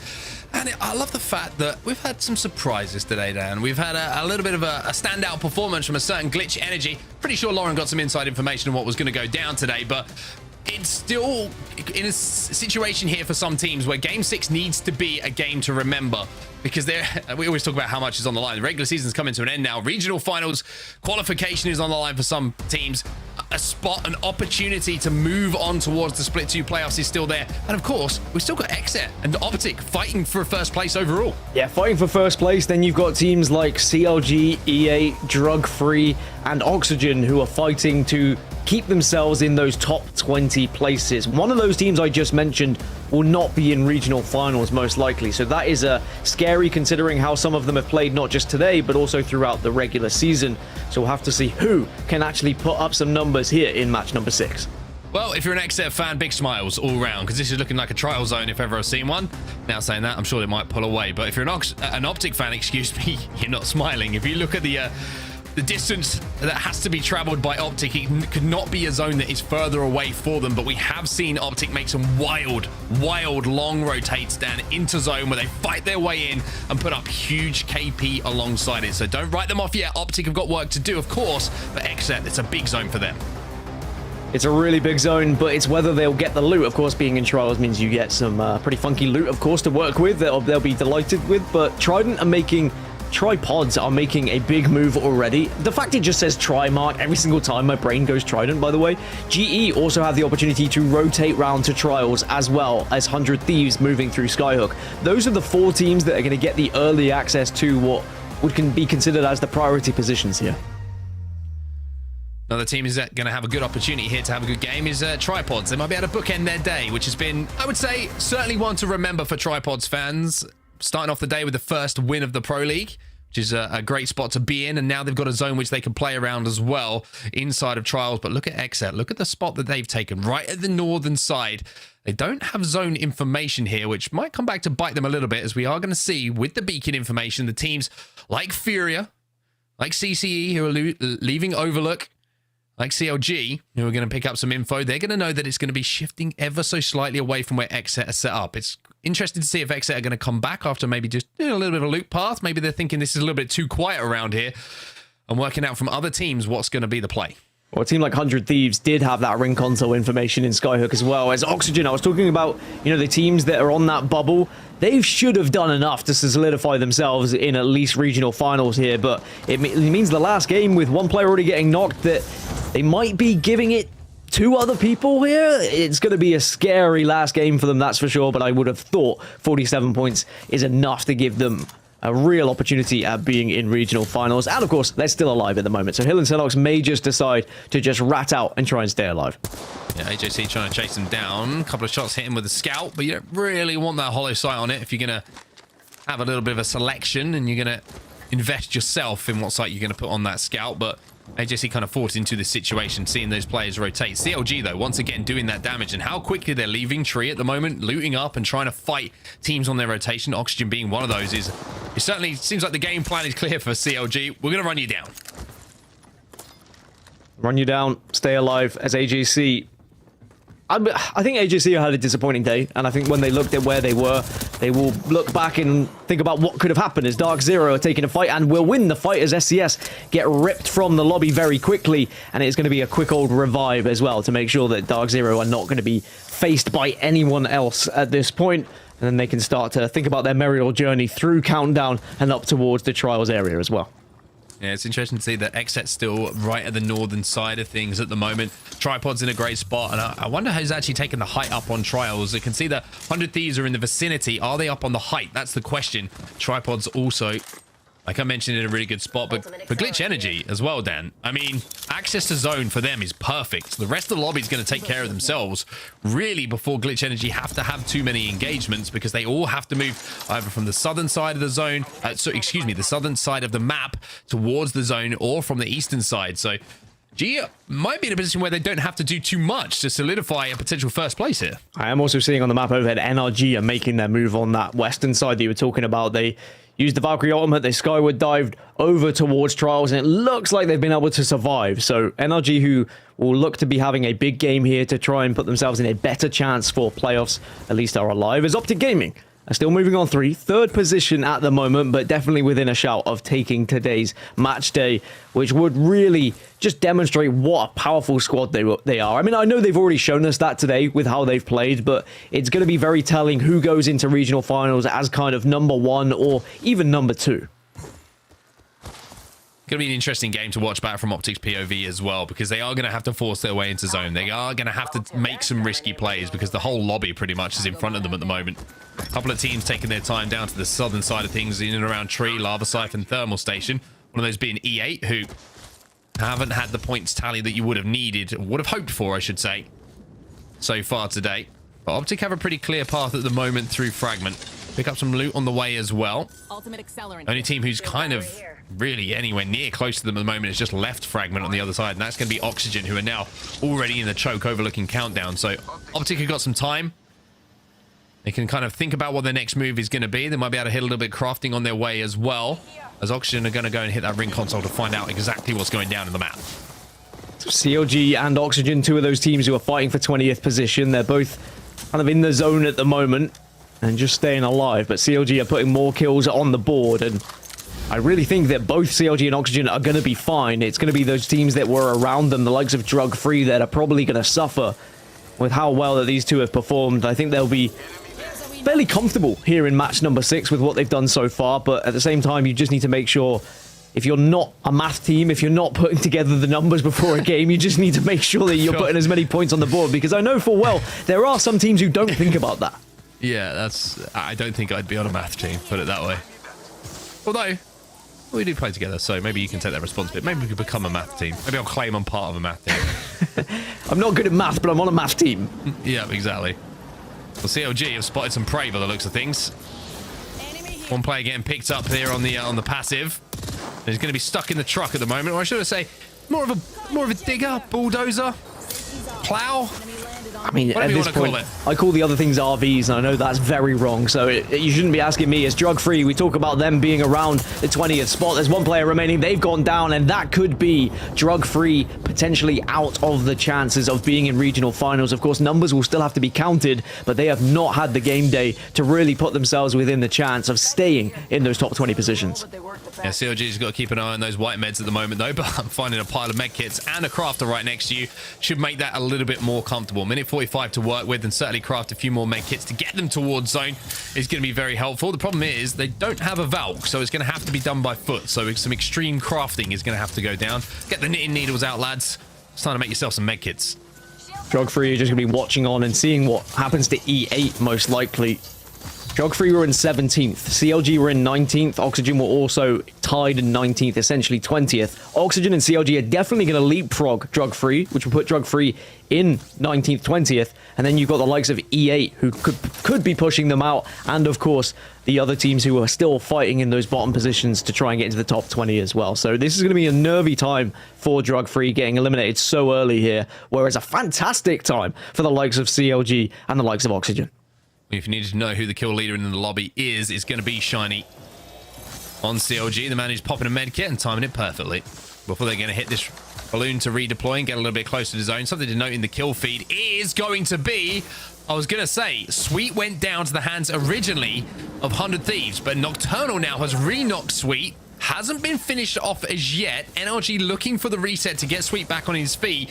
I mentioned how this could be a big game for NRG and take the pressure off their shoulders if they can convert on the position they've got. Well, now you're going to see Dark Zero also involved in this fight. Nocturnal does have the chance to bat up. And are they actually going to push and get aggressive here? That would be my biggest question. It looks like they're definitely thinking about it because they can take an angle. They can get the finish. Dark Zero get eliminated. And NRG also starting to lose players. And it could be NRG and Dark Zero eliminated. One big sweep here. Yeah, and XZ, who have had a quiet day so far, I mentioned how they didn't have zone information. Well, now they're moving in and they've decided this is the position we want to take. This is the position that we want to call our own, and we're going to take out anyone who's here. Last player should be eliminated as well. NRG eliminated. It's been a poor day for them by their own standards. Pressure on NRG's shoulders heading into the regional finals, Dan. And for NRG fans, it's not the first time they've been in this situation. No, I mean, we always know that NRG have what it takes when their back is against the wall and they go into a final match day needing something big, but again, it's never going to be an enjoyable position to be in for them. They're still within a shot of getting top 10 just via points, so they're not having to rely on winning that match day. But that being said, they're still going to have a match day to scream and shout about to make sure that they can solidify that spot as well. As we're down to 14 squads, CLG still looking to run rampant here and push any teams that may be in their way. I've been so impressed, by the way, with the response from CLG, considering they had their backs against the wall today. And they are going to be a team that really threatens these sides when we look at teams who are going to be in the top 20 on set, who will have to win on match point format to get to LAN. You know, you look at a team like CLG and you think, well, they do have what it takes. They do have the minerals to be there and do it. We'll have to see what happens when we get to those regional finals. We'll be able to hit the map room scan here, which is going to give them some info on where all the teams are set up and what positions they can take away, or maybe kind of sneak their way in towards this end game. It's going to be a tough rotation for them, but one thing that CLG's game plan is reminding me of in these last few games on World's Edge, Shiny obviously part of that complexity roster, feels like forever ago. now that kind of introduce Bloodhound into the meta. They chase down teams on the edge. Just give me those similar vibes at the moment. Yeah, and I love it. I love seeing this kind of style from a lot of these teams that have been able to just push themselves a little bit further when they're in this final match day and they know they have to actually show a little bit of aggression, because what they've been doing for the entire season hasn't really worked at times, and you do have to think outside of the box. I'm very excited to see what does happen with the top 20, though. I think that maybe the likes of Drug Free will just about cling on to top 20 because we've seen teams like AJC fall a little bit earlier, but certainly it's not going to be the most fun scenario having to sit back and watch, but I'm looking forward to seeing what the results look like as we get towards the end of the game. Well, Fury at the moment holding out Drop In Gaming. Drop In Gaming do have the height, but they don't have the zone. They're going to have to move through Furia, which is a wall that you really don't want to have to walk through. Stunny doing what he can to chip away at some damage, get some good damage done onto one member of Furia, but with 14 squads remaining, making this cross is going to be certainly treacherous. They're going to throw the C-roll. C-roll's going to be exchanged by the looks of things. Everybody on the map, everybody in sight in this fight. On site in the fight, Drop Gaming Crook maybe goes down, but does enough damage just to force that player back. And Furia, they're going to be also under a lot of stress at the moment, but two of them still up, two of them still working together. Back comes off, and now it's about whether you can just actually work as a two. Zeratricky been taken down and finished, though. Here's Watson had to bat in that situation, and now Pandas and Co have got to move forward. It's up to the duo to try and clean them out, but look who's on the hunt for more KP. While the fight goes down, CLG, they can smell this a mile away. Yeah, they really can, and they're going to make sure they try and take advantage of all the damage that's been done by other teams to try and pick up that extra KP and continue on the tearing run they've been throughout the last few games, as they will get the first knock. It looks like Furia will have an early exit in this game, which does open up, of course, that match-winning possibility for the likes of Optic, for example, the likes of Glitch Energy as well. Furia eliminated. You can see the easiest kill of Mamba's life, as his Watson was halfway through healing and just did not have any idea that CLG were collapsing in behind him. But CLG also got to be wary of zone, but I think they're more wary about KP at the moment. They're hungry for KP. They've already got 6, and Nano's looking for another one. Good shots again as Drop In Gaming now will get eliminated as 12 squads remain. And I think the teams that have been eliminated will just be keeping a keen eye on who is next, who is going to be falling. Do they hold on to one of those top 20 spots? Are they finding themselves into top 10? I think with AJC underperforming ever so slightly, and also Tripods maybe not doing enough here in this last game, unless they were to find a victory, we might see the top 20 kind of holding on to the likes of E8, the likes of Drug Free, just about scraping through. As AJC get eliminated as well, that is fantastic news for the likes of Drug Free. I thought maybe Drug Free might have not done enough, but I think with AJC getting eliminated, suddenly that means they should be okay. It's one of those lobbies where you're kind of just preying on the downfall of others to hold on to your own spot. E8 finally getting a little bit closer to an end game here. Barely seen them involved in those top 6, top 7 battles. But now, as we look through the eyes of Chaotic, can they force their way into trials? A treacherous move to have to make, of course. Teams up on that height, and the map overhead, we can see 100 Thieves inside of the zone. Tripod's also going to be safe. Exet, they're controlling the drill tower for now, but these shots from Chaotic are certainly going to make it a little bit easier, but CLG spot more kills in front of them. And with the way they've been playing, it wouldn't surprise me to see them try and take this on, but instead they're going to rotate, and it's a perfect time for us to jump into a listening now with CLG. Wait, there's no knocks yet. We can play for underneath trials too. Yeah. After this, we just need to smoke our height. Ahead of them. I'm in range. I'm walking with you, Mamba. This is a good route. We need to get under the mountain here, under the hill. They're fighting right now. Yeah, I'm just gonna let them. Fuck, I'm getting charged. They're looking. I'm good here. Get on my shield. Fuck. I have to smoke them, bro. I'm smoking. And we need to move. They're smoked off right now a little bit. Just hug the left. Pretty far. I smoked right too. We're good. Yeah, we're good. Hop in a cell right now. That's a knock behind us. The Bloodhound team, by the way. There's a team in trials, by the way. Okay, we play the fight. Yeah, we play for the kills and then fight trials if we can. Yeah. They're coming out. Push this. Yeah, we should push. Just push through. If we can kill these guys, we have gun spot. I'm popping the cell. Shoot that. I'm gonna smoke in one. Horizontal dead. Only one on. They're all on right. I'm sliding in. Swing in. Swinging left. I'm swinging left. I'm on the Watch left. fight. They're going back in. Going all the way back. Yeah. Good. We're gonna get pinched. We need to kill these guys. We need to kill them. Nice. Nice. I need to pump a bat. Or behind. We gotta wipe this quick. We gotta wipe this quick. There's two behind us. We have to wipe this. I'm watching our back. Brittany spikes. I'm queuing in. You guys good? Okay. Alright, we need to go in, Nano. I'm coming. Outside of their door as well. Go back. I am. Dude. Did they die? I don't know. Well, CLG look to have the upper hand. Optic introduce themselves. Tripods will be out. CLG fall as well. Optic take control of the center of trials. Yeah, and we said that, you know, Optic could be a dangerous team rotating all the way from the southeast. Corrected. Sorry to jump in. Tripods, they took the zip. They've got the high ground. Yeah, Tripod's still alive and still in a fantastic position as well. And, you know, if they can find a few more kills and find themselves into first place, maybe there's still a miracle Cinderella story that could happen, even though it looks a little bit unlikely with the amount of points that are being scored by Optic Gaming, who find themselves in contention for first place. Glitch Energy, of course, are still ahead of them. Glitch Energy are holding on to that first place position in the overall standings, but Optic are only 4 points behind them right now. 5 squads remaining. Exit. He drop over at Trials. He would have seen this zone and thought, this is a good game for us. They control the entire northern side of things. Gen trying to do a little bit of damage with this charge rifle onto the team on the rock. That rock is going to be Glitch Energy. And Glitch Energy, I mean, what a day it's been. Already in the top 5 here, Dan. Res being popped below them as well. That's going to be CCE trying to get a couple more members into the game. Shiny doing a pretty good job for his squad. The question is, has there loot to play with? The answer is yes. There's a couple of loot boxes next to him. Death boxes that are going to contain some goodies. So at least CCE will be able to fight. Well, Tripods can certainly play the party poopers here, as they're going to be arriving, and they're just going to be arising into the crosshairs of Tripods as Nick Merckx locked in and ready with the triple take to make life a living hell for the players that are arriving here on World's Edge. Can they get the finish though? Oh, the CCE player is going to be able to recover from this. Ball going down as well. Nick Merckx not quite connecting with that triple take shot. Knocks in the kill feed as well. He's going to deal with some of the players from CCE.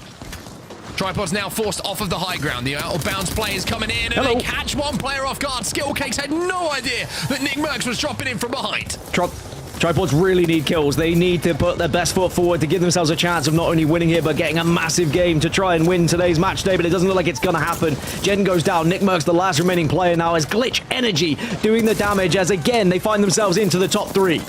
Optic Gaming eliminated. 3 squads now remaining. Glitch Energy try and move in to clean up the final pieces of Tripods that is left behind. But Exet, who have been quiet today, well, this is their home. They will pick up the win in our final game of the day. Trials belongs to Exet. Exet, they moved up to the northern side of Trials very early on, which allowed them to just patiently assess where everyone else was going to go, and they slowly but surely worked their way back down. And as you said, it's their home turf. And also, just a polite reminder that Exet are the real deal. It may have been a quiet day, but they certainly are a squad who already have solidified themselves at LAN, and they are going to be very prevalent when it comes to those regional finals. And of course, I think they are a team we have to watch out for on the international stage, Lauren. Yeah, I mean, that was a great way to close out the last day of the regular season for NA. I mean, our top team, the team that technically had already qualified for playoffs heading into today, closing it out with a win, on top of the consistency that we have seen all day out of Glitch Energy. I mean, it's just been there. We've seen some really impressive performances across the board. I think it's going to make regional finals that much scarier next week, Mark. Yeah, I have to agree with you. And just to kind of give a shout out to a team who had a very difficult game there, but made something out of it. I mentioned how Exet and Optic are kind of fighting at the top of the leaderboards overall. Well, Optic got into, I think it was top 5, top 6 from a horrid rotation that they had to make all the way across World's Edge. Exet taking home the win, of course. It was a very friendly zone for them to take advantage of. But I just want to give Optic a shout out for showing that they can navigate through some really difficult traffic to find their way into endgames.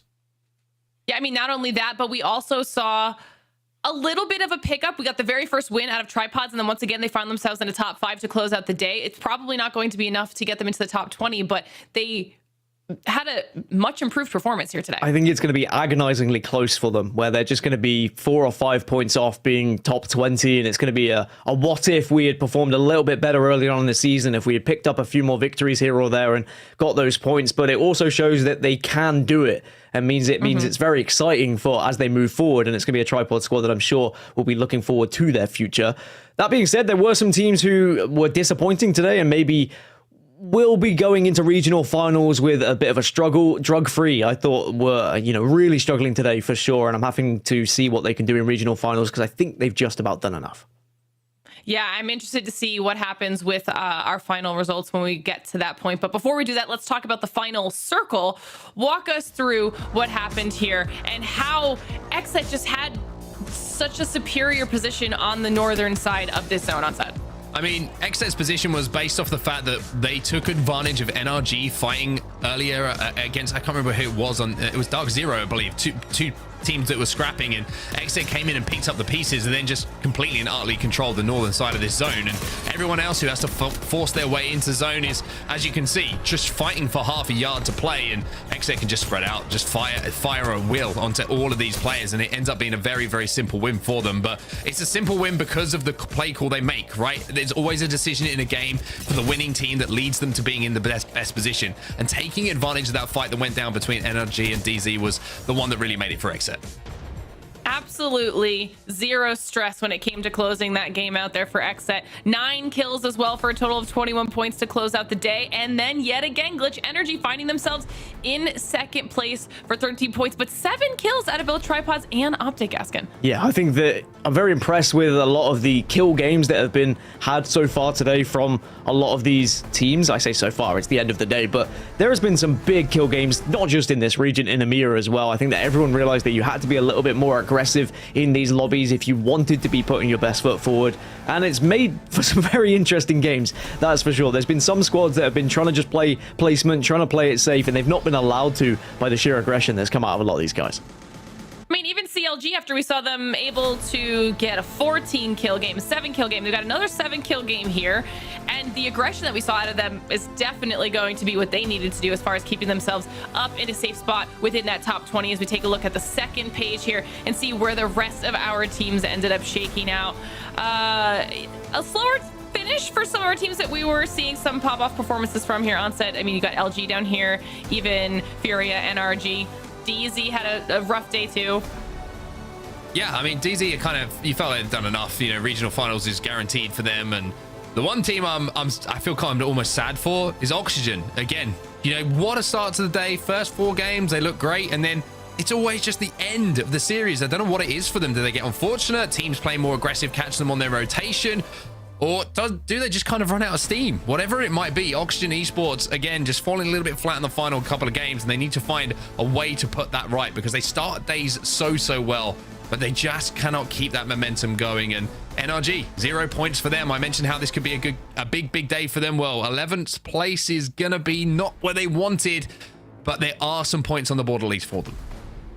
We'll have to see what it means when it comes down to the overall, but Glitch Energy, once again, I don't think enough good things can be said about them. 70 points, finishing in first for the series here today. Optic Gaming, after a really strong start to their day, they were able to at least manage to close it out after a rough situation like you were mentioning earlier on set. Furia just really showed up as well in the beginning. I mean, we saw so much promise from so many of these teams in individual moments, but it ended up evening out across the board, Gaskin, because the point spread isn't that massive. No, it isn't, and that was why it was worrying for teams who were on that bubble like E8, like Drug Free, because had AJC won that last game and pushed themselves into the top 10, they may have been able to push themselves into the top 20 as well for those regional final spots. I think that we're going to see E8, Drug Free, Oxygen, and CLG all survive. They were the ones I was a little bit worried with because AGC didn't push them out and because Tripods unfortunately didn't push them out as well. But it was a day that was full of, again, surprises. It was full of teams who maybe had underperformed throughout the season, showing that they can do it on the final day. But unfortunately, unlike EMEA, I don't think NA has that Cinderella story, and I don't think Tripods did enough. Well, while we are getting all of those final numbers tallied up and ready to go, we're going to switch the conversation on over from teams to our players, which means it is time for the Monster Energy MVP. All right, new region, new choice. Onset, who really stood out for you today? I'm looking at Furia, and I'm looking at Zeratricky. I've always been really impressed by this guy. I think mechanically, probably one of the most underappreciated players in the game. I think he's absolutely insane when it comes to individual ability. A lot of talk about his Watson, understandable. Panda's a consistent damage machine, but I feel like Zeratricky is a player who could just slot into any role. He's always putting down damage, and you're going to see, like, when you're looking at players of pure aim on mouse and key, he's kind of like a little bit special when it comes to those moments, and he was always good at converting on the damage that was being done by Pandas, and you can see him working together with Pandas here in this game that they did manage to take home the win. And I was just really impressed all round with his dedication to making good decisions today. Furia will put in some really rough spots at times, and I feel like Zeratricky just putting down consistent damage a lot of the time with an SMG in his hand really did create great opportunities for Furia to succeed, and it showed in the final leaderboards.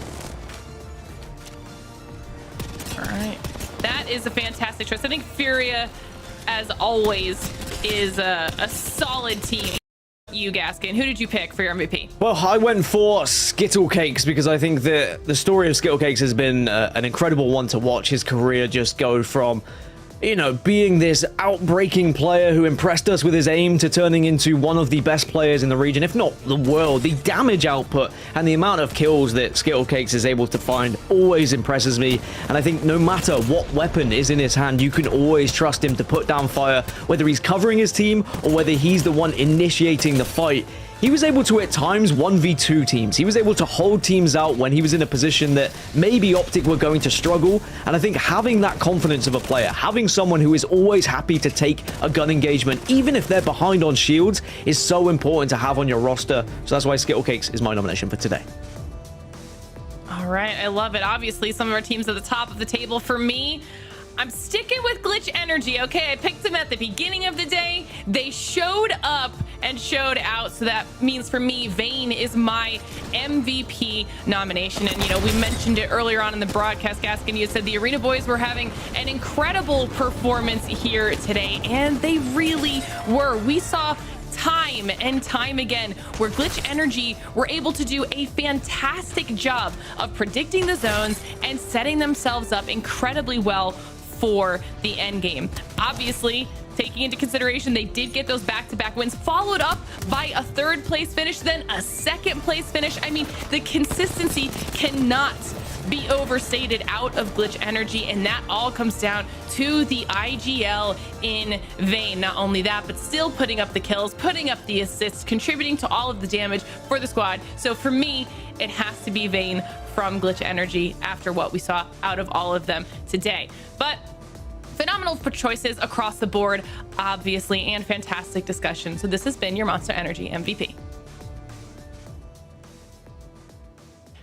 All right, it's time to get to what we've all been waiting for, the regular season standings. We get to see who has made it and who has not. So let's bring it up, and we have more teams also clinching their playoff spots on set. Yeah, congratulations, Exet. We knew were going to be there, but Optic Gaming, Furia, and Dark Zero all solidify their places at the Split 2 playoffs. And if you wanted a list of powerhouses, it doesn't get too much better than that. Glitch Energy, very, very close to doing so as well. 5th place overall for Glitch Energy, overtaking FaZe. A fantastic day for them overall. It also gives you an idea that if Glitch Energy just get 5 more points from regional finals, they're guaranteed because Dark Zero are there, right? I don't think they would even need 5, but you can see how close they were and what an important game day it was. That's wildly impressive that this is where all of our numbers ended up at.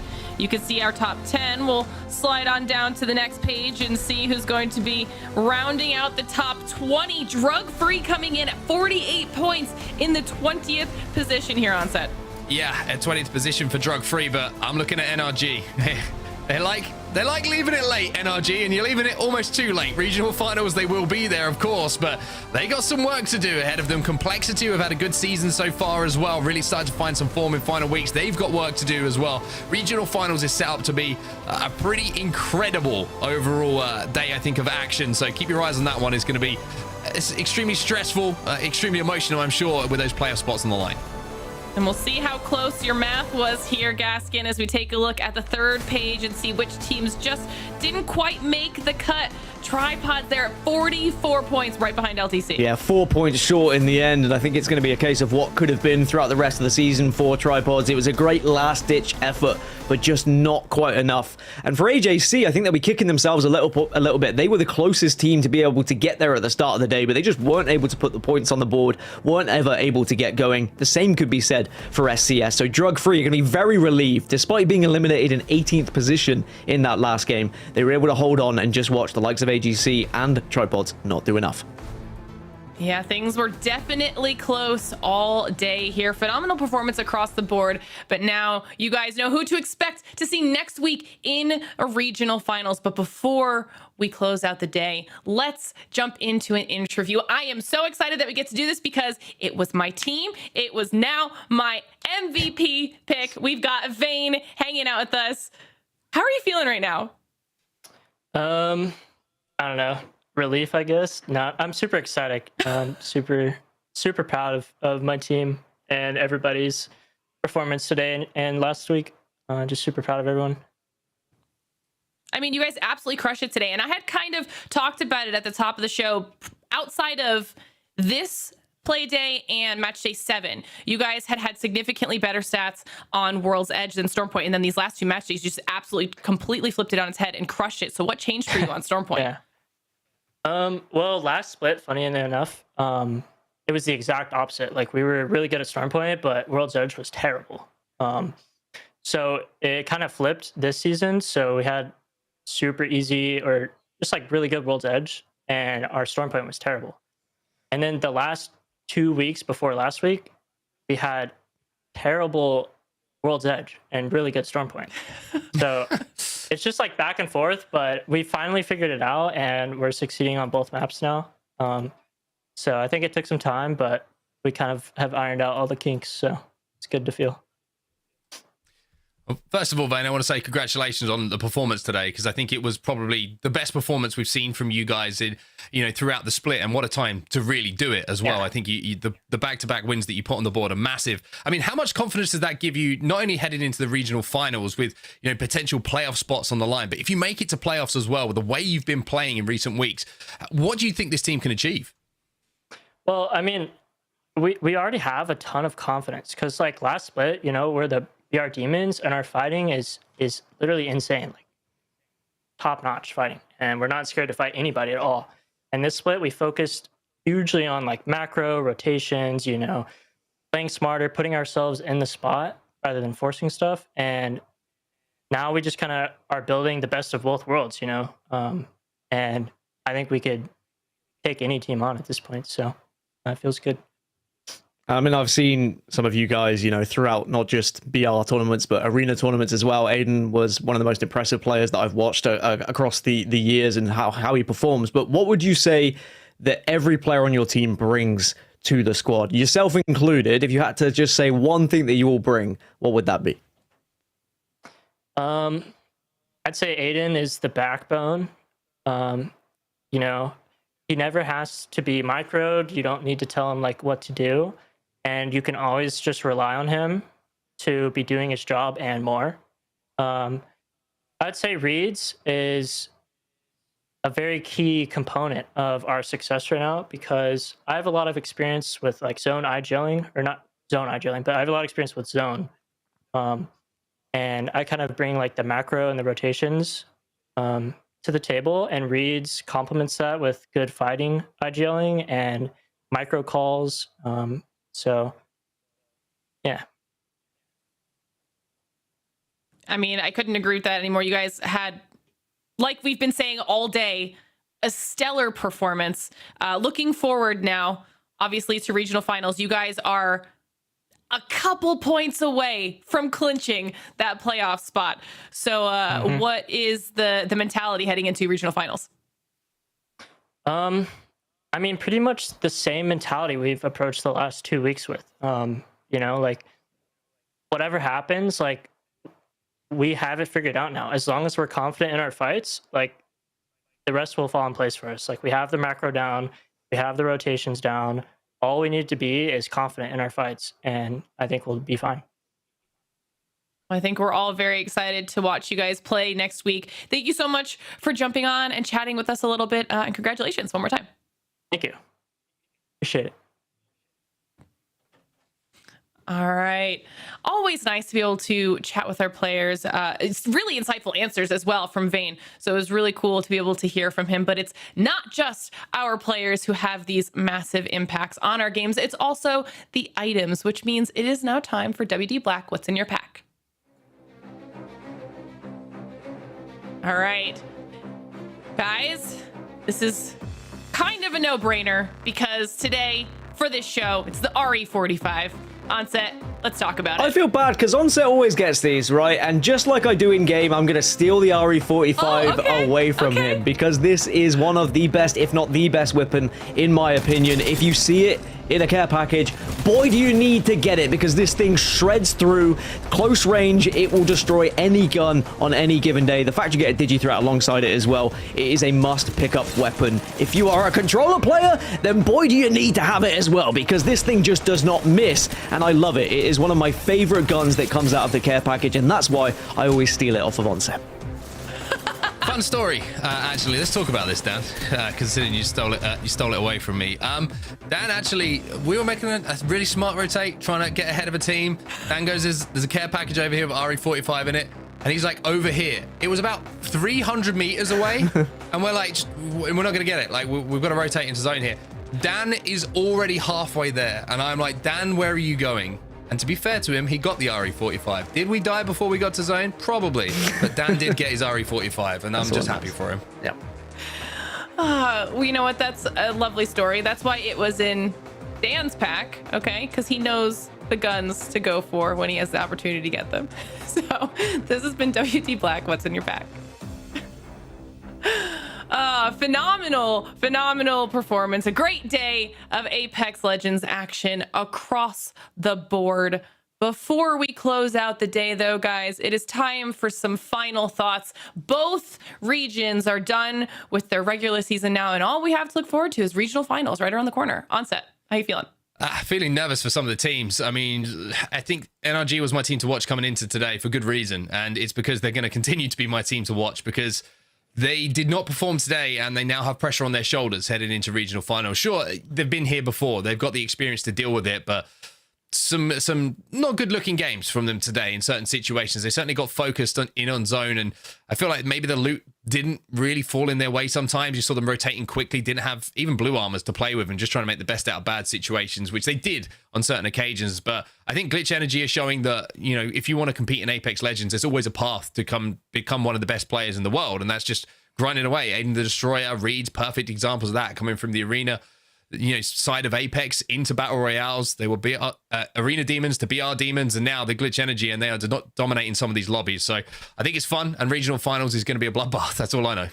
Yeah, I think that, you know, first of all, it's a pleasure to be able to commentate over the games alongside you guys as always, but the fact that we see maybe 3 or 4 spots in both regions still up for grabs when it comes to playoffs, it's going to be mental when we get to regional finals. And there are genuinely teams who probably mathematically can't make playoffs without winning that do have the possibility to win. It's match point format. Regional finals is going to be amazing next week, so make sure you guys don't miss it, because I think this is when it's going to be the most competitive lobbies that we've had so far this season. It's the 20 best teams in both the regions of EMEA and NA. I can't wait. I'm sure it's going to be a banger.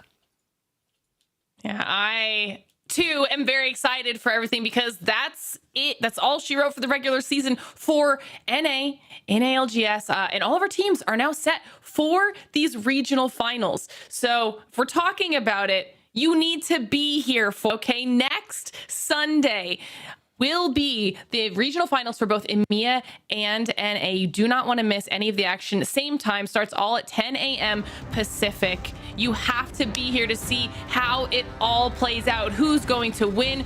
Which of the remaining teams will be clinching their spots in the playoffs? Because we still have some serious heavy hitters that have not solidified their playoffs spot yet. You'll see teams like these you see in this highlight package all competing next weekend. It's going to be the place to be. So you have to be here. Obviously, thank you so much to our casters for a fantastic day here today. Thank you so much to you guys for hanging out with us and watching all of our Apex Legends action. Thank you so much to our sponsors and our players for putting on an incredible performance. Okay, now there is so much action that everybody needs to be following when it comes to ALGS. So if you haven't done so already, make sure you're following us on all of our social media platforms at Play Apex Esports to keep yourselves up to date with all of our ALGS action. I know I cannot wait to see what happens next week, so I certainly hope you are all here with us as well. Don't forget, it is also match point format, which will shake things up just a little bit, and whoever wins will obviously secure their spot alongside the rest of the teams that hit that point threshold. We hope to see you there. We'll see you next week.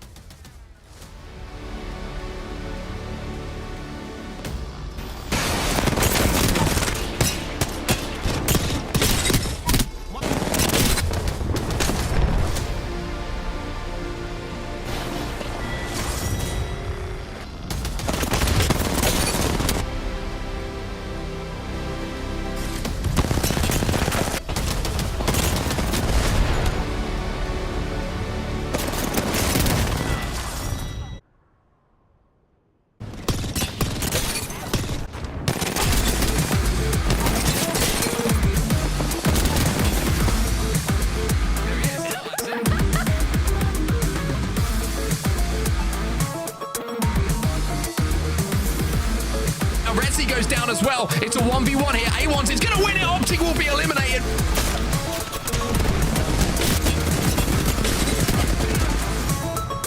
Vaxlon gets eliminated and deleted.